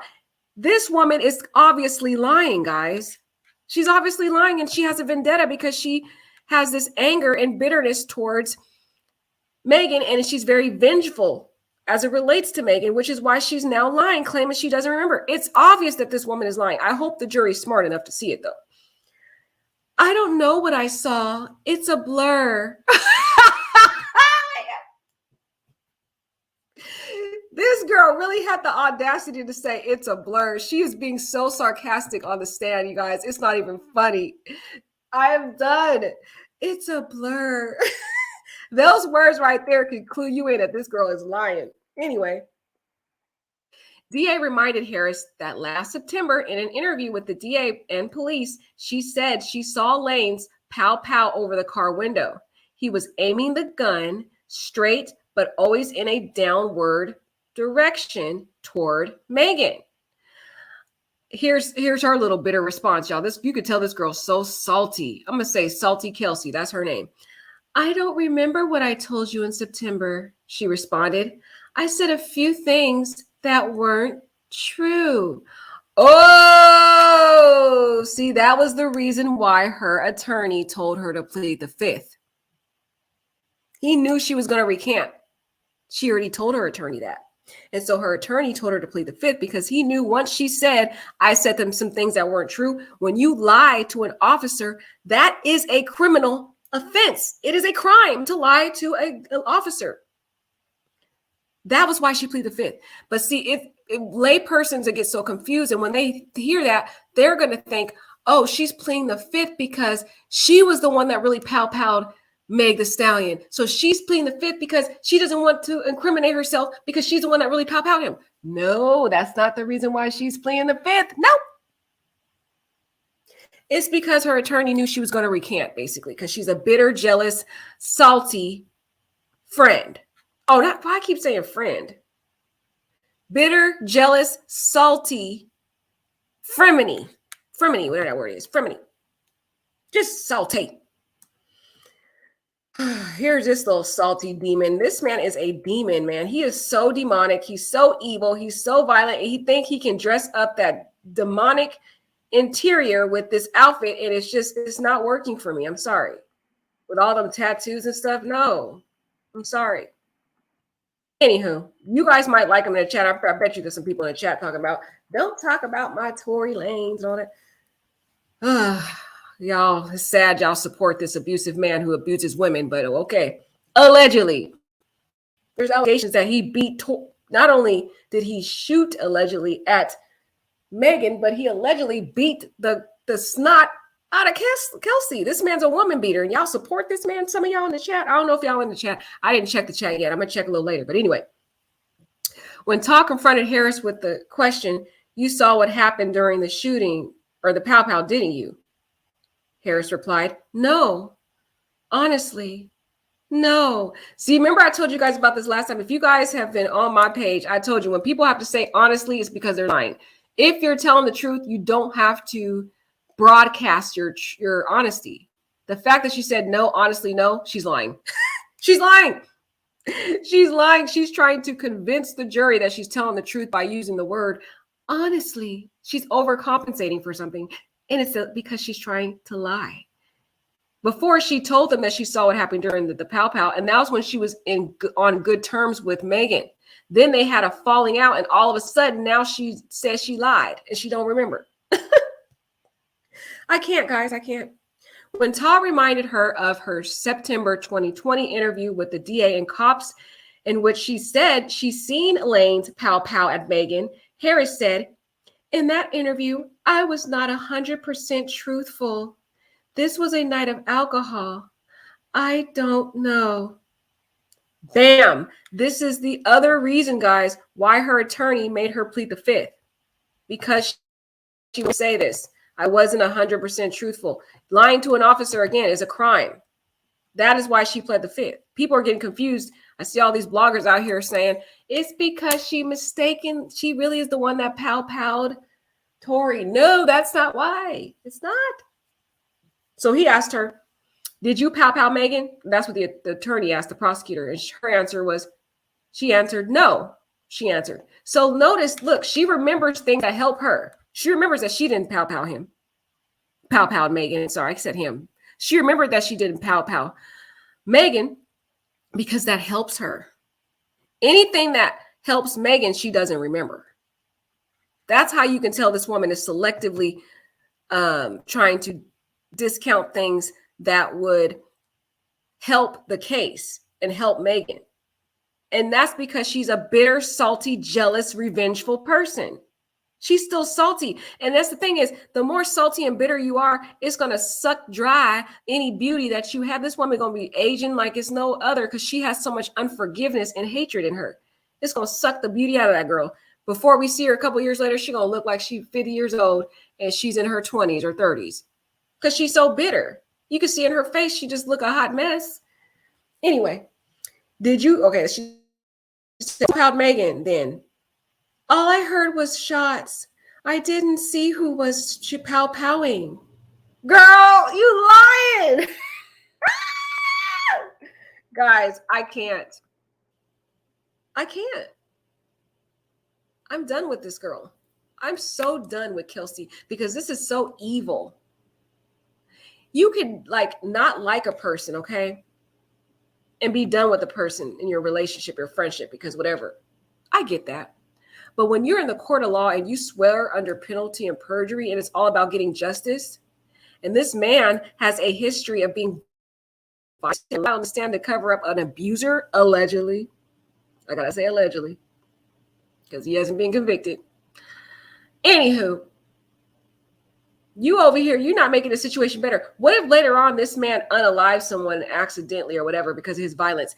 That girl's blood is going to be on your hands, Kelsey, because you chose to lie. She better hope that some person doesn't later on become Tory's future victim because she wanted to lie in court and get this man who really needs to be under the jail somewhere, allegedly. Needs to be under somebody's jail. She over here covering for this man. And that's what happens with these cases. And then you see later on, these people end up victimizing somebody else. Just sick. Ugh. Sorry, she just took me out right there.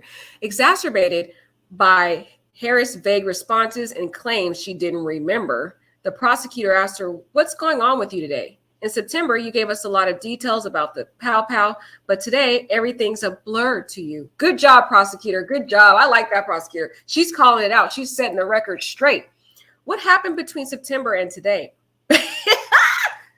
Harris replied that she had been under a lot of stress dealing with the passing in her baby, the fact that I didn't want to be here in court Wednesday.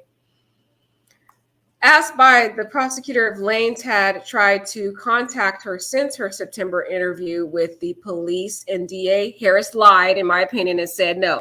She lied because they have jail phone calls where he did call her talking about he's sorry. So that's another lie. Seriously. Harris conceded after the pow-powing, she sent text to security guards saying, help, Tory pow-powed Megan in 911. So they at least have that prior statement that she said. Well, let's hear what she said right here. But when Ta asked her why she had sent the text messages if she hadn't actually seen Lane's pow-pow Megan, she replied, assumption, I was in a panic. Wow. Tory told her, Tory paid this broke girl. This broke, busted, and disgusted, low-life girl. He paid her. That's why he was staring her down, because he's like, you better recant because I paid you all that money. He paid her, in my opinion. Assumption I was in a panic. I'm sorry, I'm not believing her. You guys let me know in the chat. Do you believe her? I don't believe her one bit.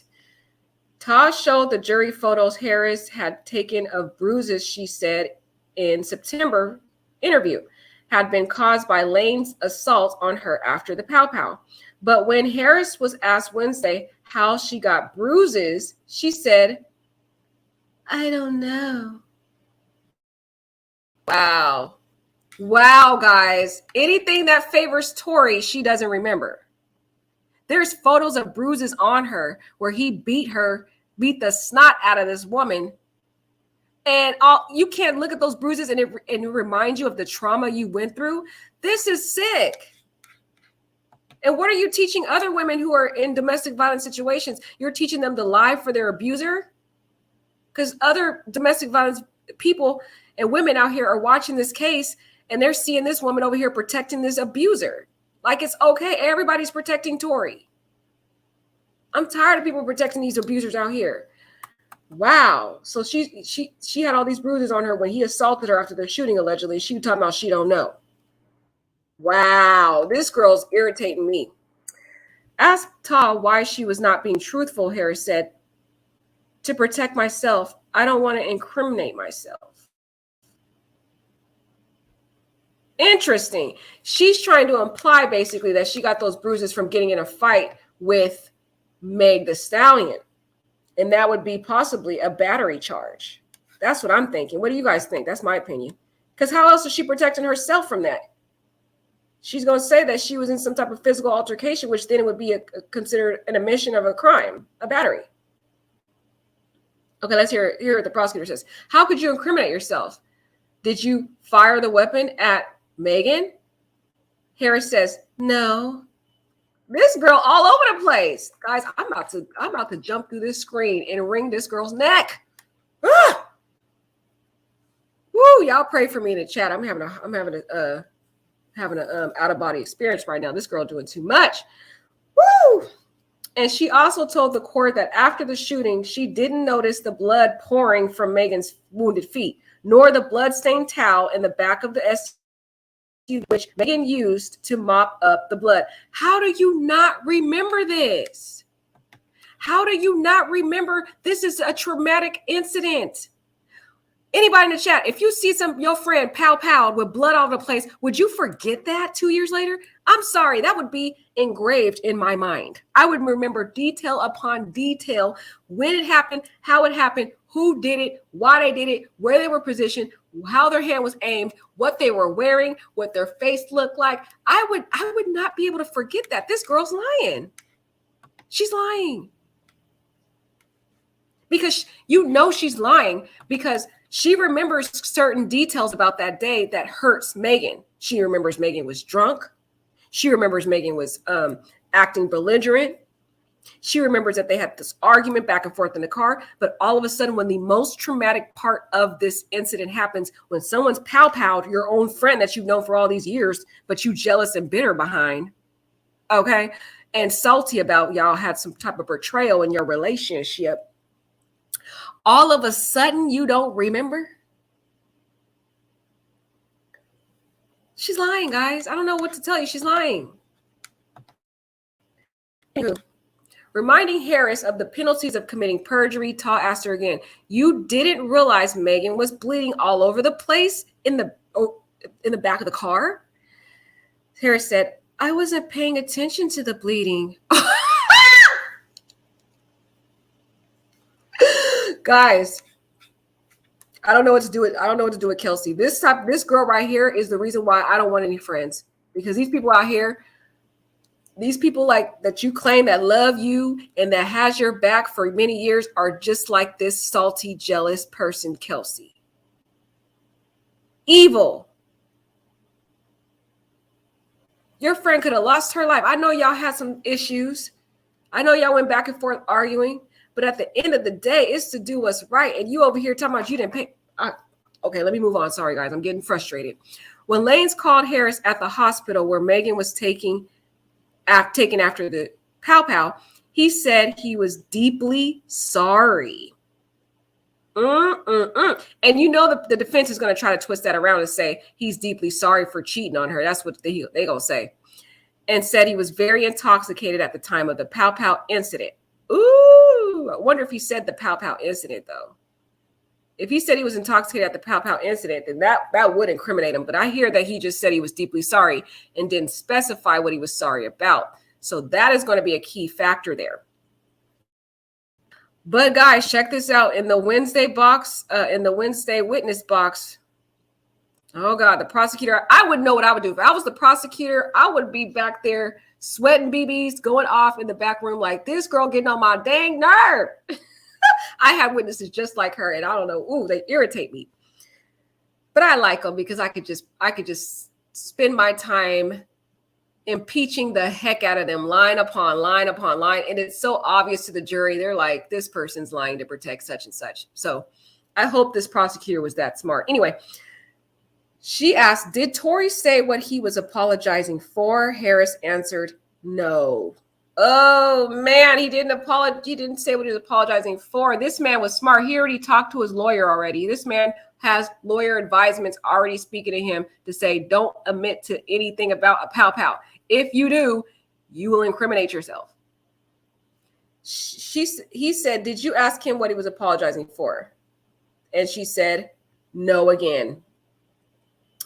Wow, this testimony just demonstrates the saltiness and the bitterness and the unforgiving nature and the hateful, revengeful. That's the right word. I was trying to find the right word. I was searching for the right word. Revengeful nature of Kelsey.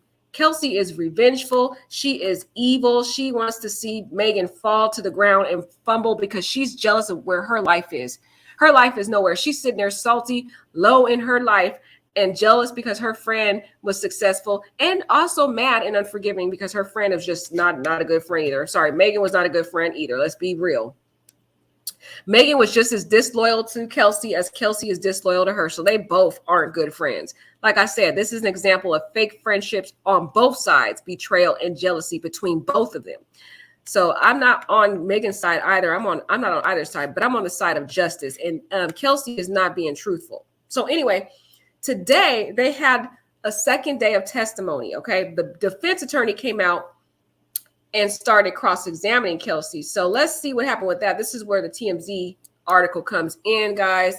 Sorry, I jumped and skipped some things. Let's read that and talk about that. So here is the little trio over here of drama fest. Oh gosh, this case gets on my last nerve.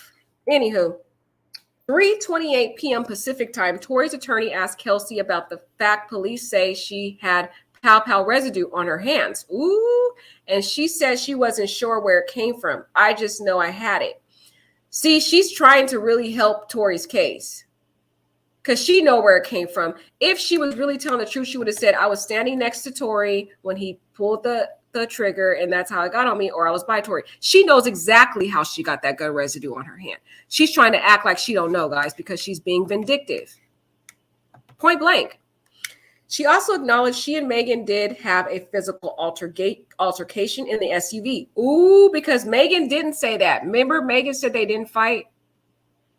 This is where the problem is. There's too much inconsistent statements for this jury to try to flesh out what's the truth. That's why I feel like it's a breeding ground for a mistrial. It's a breeding ground for a hung jury because they don't even know what happened. One person said it wasn't a fight. The other person said it was a fight. Which one is it? Who are they going to believe? Because they both lying. Anywho, she tried to downplay it, saying they were intoxicated and probably just bumped each other. As for reports, they were yelling at each other outside of the vehicle. She would only admit they both got out at the same time.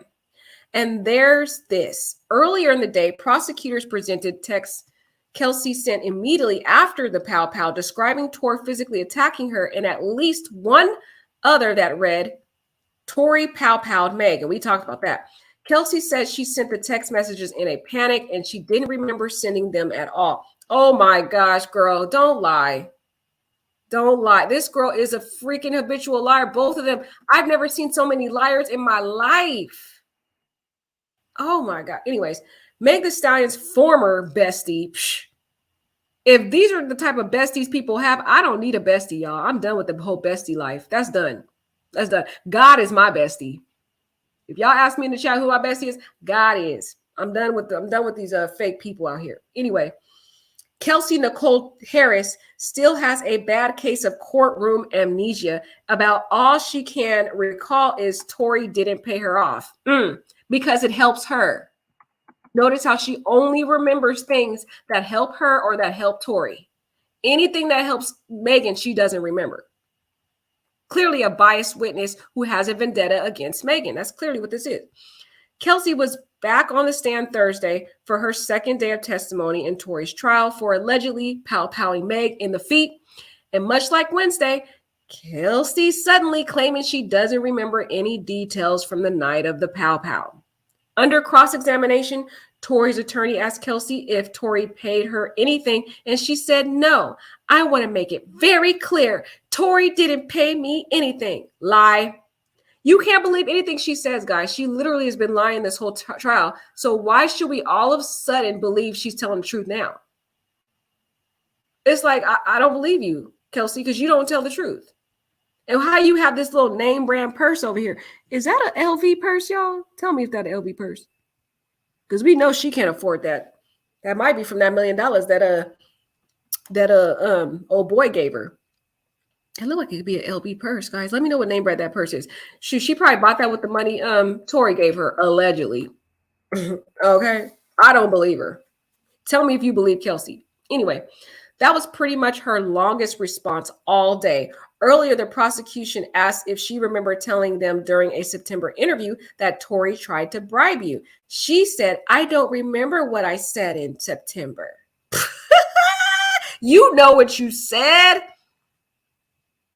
It's been 2 years and I still remember in detail this whole case back 2 years ago. And I wasn't even a part of it. So if I can remember it, girl, you was involved in the situation. You remember. You just lying. Anywho, sorry for getting loud, y'all. This case got me in my emotions. She also did not recall telling prosecutors in September that Tori fired the gun, nor seeing Megan limping after the gunshots were fired in July 2020. As for why she's apparently changing her story from September, Kelsey said she was receiving pressure back then. Ooh, wait till y'all hear who she was receiving pressure from. Wait up, guys. When asked from what or whom, she offered the oddly vague from everything. And here was the two fake friends together, guys. They were fake from the beginning. They both were jealous of each other, y'all. This was never a friendship. This was two girls that were hot girls that were competing against each other for the same men.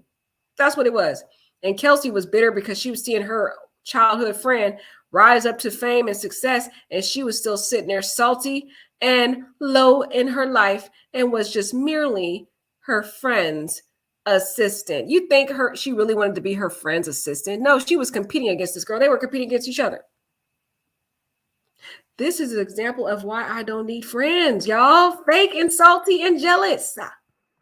When asked squarely who pow-powed Megan, Kelsey said, I don't know. Girl, you recanting your statement on the stand. You lie. On Wednesday, Kelsey swore under oath she wasn't the one who pulled the trigger, which logically speaking only leaves Tori and the driver of the SUV as potential suspects. And no one's ever alleged the driver fired the shots. She's doing this to get under Megan's skin. She knows this is going to tear Megan up.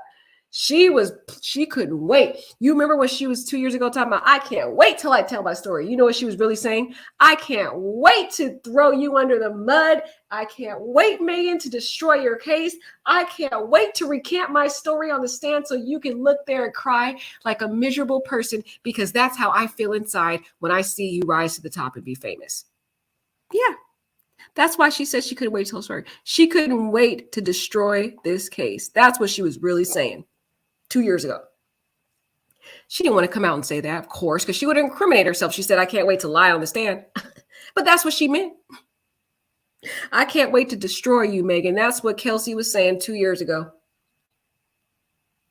And she was waiting for this day. She trying to act like she didn't want to be on the stand and didn't want to be here. She couldn't wait for this day to come. This girl she probably had a little calendar saying 2 days before trial, 1 day before trial, it's trial day, and I'm going to destroy Megan, yay. I'm telling you, that's what she was doing.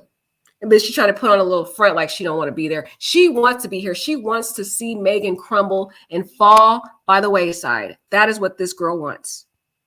Because that's how she feels inside about her life. She hates seeing her friend, allegedly, her frenemy, have all this fame and riches and success. And I'm telling you, y'all, yeah, it's a lonely world out here. Just some fake people. Anyway, she also repeatedly said no when asked if she was afraid of Tory or if she'd spoken to him or Meg or their attorneys. Lies, lies, and more lies. He probably called her the night before lying. Allegedly. I think that's what happened, in my opinion. Kelsey, who prior to yesterday, everyone believed she would be the key witness, will be back on the stand after lunch break. We smell a bunch of one-word responses. Stay tuned. Okay, I wonder what happened after that. Was there I wonder if there's another one of her. Is this it, guys? Tori's ex-boyfriend or ex-best friend recants on the stand. Let's see. Paid her off. Oh, look, this is the same. This is a new one. 3:28 p.m. She can't work here. I guess this is like the same thing. Might be this one. No, it isn't. Well, I think that's really it, because all she did from then on was just keep saying she don't remember, y'all. She don't remember. She don't remember. She don't remember. This is the video of it. If you guys saw this before. Can y'all see that? Want to eat healthy on the go? Meet Kachava, your daily super blend.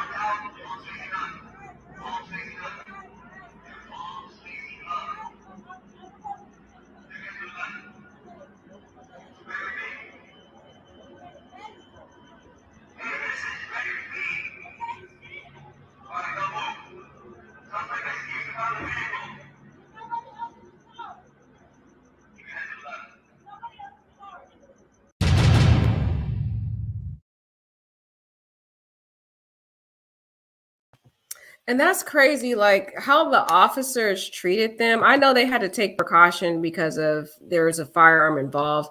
But come on, this girl was literally injured with the injured foot, and they're having her do all these walk arounds and exercises and just move around. That was like, are you serious? Like I could see why she didn't trust law enforcement and why she initially said what she said, because look how horrible they treated them. It was inhumane and just, I don't know. I get it. They had to take precaution because there was a firearm. Okay, I understand that. But they could clearly see that Megan wasn't the one with the firearm because she's injured. I didn't like the way they did that, y'all. That's just my opinion. But the rest of the trial so far is just Kelsey still lying and lying and lying and lying and lying. So it's just like, what's the point of going over it? I just wanted to go over that part, the parts with you guys so that you guys could kind of get a picture of what was going on in this trial. It's a hot mess, basically. It's a hot. Hi, Chi-Chi. What y'all got to say? I don't. Oh, let me see what you guys say. I'm curious what you guys got to think about Megan. What you guys think about all these people? Because, Chi says, I'm surprised the baby mama let her son come, especially since she said he used to. Yeah, that's what I'm saying. He used to put his hands on her. Oh my God. Like, why would he do that to manipulate? And he's teaching this kid that it's okay to do this to people. Chi says, the people booing and cursing at her reminds me of the pictures of when the white people were attacking the black students going to the white schools. I don't know why, but it does, kind of sickening. I know it's sad. Like, this poor woman is just getting ridiculed. And I want to know, what do you guys think? What's the difference between the domestic violence incident that happened with Chris Brown and Rihanna versus Megan and Tory? Because it's like we're getting the polar opposite of treatment for Megan versus when Rihanna was beaten. I don't know. Okay, so let me see. The people, I like what Chi said. Chi says she thinks the prosecutor, Todd, did a great job. Yeah, based upon the questioning line, if the prosecutor can hone in and talk about why this woman, Kelsey, has the motive and vendetta to lie now and all the selective memory, if she can really hone in on that during her closing, is it a woman? Hone in on her during her closing? I think she can somehow restore the case. I think she can, because she has the prior statements prior to them falling out as a friend. She should have really developed that more, to say, during that night, did you still care about your friend? During that night, were you guys on good terms during that night? During that night, did you care about your friend? Like, then say, well, after that, did you and your friend have any fallout? She should have really got into the relationship and then showed that to be motive for why she's lying. She couldn't be like, anything happened between you and your friend Megan, and then she can impeach her with all the songs, like the rap songs. She could have brought the songs in to say, and then she would have said, I don't think we've fallen out. I don't remember. Then she could play the rap songs in the trial to say, well, then isn't this your song that you created? And aren't these your lyrics saying that your friend slept with your man? Blah, blah, blah. So isn't it true that, you were frustrated with Megan because of the different issues with a betrayal in that friendship, right? And then she stop it right there. Don't say, so that's why you have a reason to lie here, because then she'll go off and attempt to say, I'm not lying. So she just stop it right there. And then during the closing, then she can tie it all together and be like, this girl is lying because they had a falling out. That is why she's on this stand pretending like she don't remember anything that's going to help this case, because she can't stand Megan and she wants to see Megan fall apart. So yeah, you're right, Chi. She's doing a good job, but hopefully she does a better job. We'll see. I don't know. Chi says, yeah, I don't know about 80-minute recording of Kelsey Harris interview she had with the prosecutors back in September. Probably took care of the proving that she can't be trusted. Okay, so do you think, I need somebody in the chat I need you guys to participate. That's why we're doing this. I need participants. Do you guys think the jury is going to, how do you think the jury is going to receive Kelsey's testimony? Do you think they're going to throw it all out and say she's not credible? Do you think they're going to take bits and pieces of it? Do you think they're going to be able to identify that she's a biased witness against Megan? What is your take on how you think the jury is going to receive Kelsey's testimony? And what do you think they're going to think about Megan? Do you think they're going to believe her? Do you think they're going to hold it against her that she's lied before? Or do you think they're going to be like, oh, well, maybe she lied because she didn't want everybody to know that she was sleeping around with Tory? I'm curious of what you guys think, because as it stands now, you guys could have possibly been on that stand. So you guys could be potential jurors in other cases. So I'm curious of what you would think if, after hearing the two testimonies that we talked about in this video, how would you receive the testimony of Megan? Would you believe her? Would you think she's not believable? What do you think about Kelsey? If you were back there deliberating, what would be your stance in that deliberation room? I'm curious. I need to hear what you guys have to say. Chi says, yeah, I don't know that 80-minute recording. Okay, so she said that. Oh, see, hi, Unica. Unica says, I already know I ride solo. Okay, me too, Unica. I'm with you. I'm with you, Unica. I'm solo. Solo bolo. I'm done. I'm done with friends right now. I'm done. I had heard too much about what happened to Shanquella. Now we're hearing about, we already heard for 2 years about Megan and Kelsey's fake friendship. We're hearing about all these other fake friends out here that I did coverage on recently with Naomi and her fake friend. There's just too many fake friends out here, y'all. Chi says, well, according to some attorney covering the case, said she still can be charged with perjury. I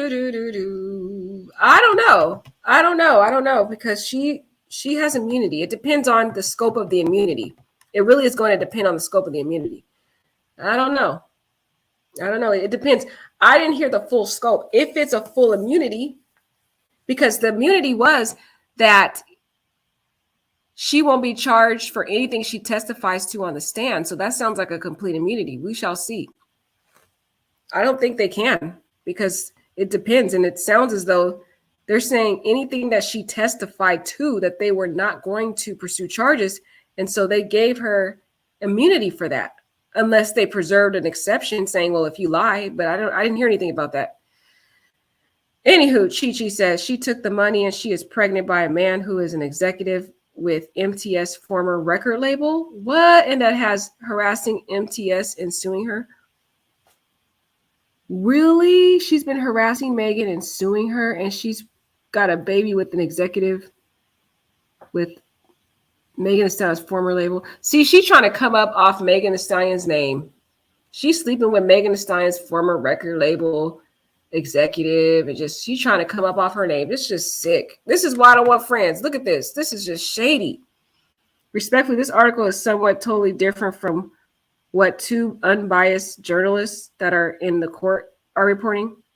Oh, what are the other journalists reporting?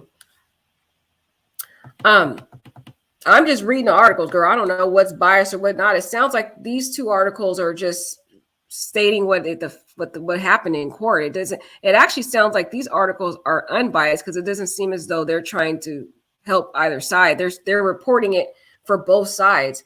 Whereas a lot of the people you're talking about, Chi, I know who you're talking about. Those people that you're talking about, girl, are biased. They want to see Megan lose. They can't stand Megan. They're all for Tory. So I was listening to them, and I didn't really report on them because I feel they're more biased.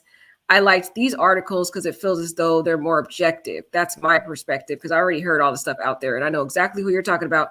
And respectfully, Chi, they are biased journalists, the ones you're talking about. If you're talking about the people I'm thinking about, they are all for what they want Tory to win. But it is what it is. What does sleeping with someone has to do with getting it doesn't, Chi. See, you're missing the point. It doesn't, it has to do with credibility and motive. That's why they're asking the question.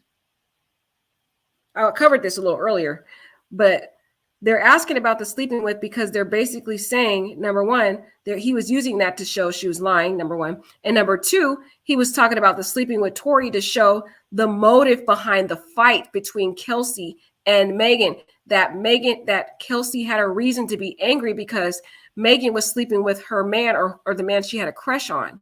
It goes to motive for why the defense wants to bring that out, to show it was Kelsey who pow-powed Megan because she was angry because Megan was sleeping with her man. That's why it's relevant. So there's a lot more to it, honey. There's a lot more to it. That's why the judge let it in, girl. The judge would have kept it out if it wasn't relevant. And that's why it is. It's going to her credibility and it's going to motive. And the defense's argument, basically. According to what one of the journalists said, that's not what the Megan Thee Stallion said. And the doctor today was really good for the prosecutor. Kelsey showed a lot more lying that was specific to the case. What journalists are you talking about, girl? Because I heard the journalists and they all said the same stuff this article's saying. So I don't know. I don't know what you're saying, girl. I heard the same thing they were saying. The journalist that is at the court says she still says she didn't sleep with him, but even still, why does that even matter? No, I heard several other journalists who were there who said she did admit to sleeping with him. So I don't know who you're hearing that from, girl, but I've heard from other people who were in the courtroom who all admit that Megan did say she did. And I already explained why it's relevant, so I'm not going to repeat that again. I know exactly how it feels. Oh, I know exactly how it feels to be utterly alone all the time. I'm used to it. Right, Unica girl? In this world and day and age, you got to be alone because people be out here acting a fool.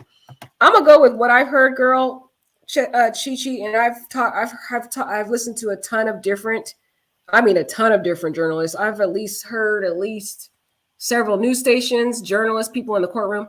And it appears as though they're all saying the same thing those articles are saying. I don't know which journalists you're referencing, girl, but I don't know. Maybe tell me the names of the other ones, because if you're talking about the ones I'm talking about, they're more so.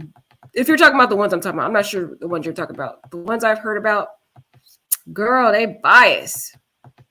Who will believe her or not? I didn't hear anybody say they're going to believe her. I don't get that from Megan. But we all have our opinions. I think Kelsey and Tori were the only ones jealous. The man attacked some love and hip hop star. Yeah, okay. Yeah, that's your opinion. Yep, we all going to think differently on this. Everybody's divided on this case. Using the child as a tool. All right, Dinah girl. Using the child as a tool. It is so sad. It's sad the way they're treating Megan, too. That's messed up. His son already had about as tall as he is. Right. That was a low blow, Freedom. Freedom, that was a low blow. Why you say that? Oh, dang, he hit him where it hurts. Oh my gosh, Freedom. He went in. Girl, that's your opinion, Chi-Chi. I'm speaking from attorney's perspective and have prosecuted cases for 10 years now as an attorney, and it is relevant. I'm trying to tell you from attorney's perspective. So it's relevant as for the reasons I said and why the judge let it in. So that's why the judge let it in. Otherwise, the judge would not have let that in, girl. They would have kept it out and said it wasn't relevant. But that's the reason why the judge kept it in, because it was for those reasons. It definitely goes to motive, and it can create a reason for why Kelsey is possibly the pow person, but we know that's not true, but that's what the defense is arguing. So we shall see, you guys. You guys let me know what you think about this case. Do you believe Kelsey? Do you believe Meg? And do you think Tori's going to testify? That's a big question. Is Tori going to testify? I wonder. Y'all let me know if y'all think Tori's going to testify. All right. Have a good night. Take care.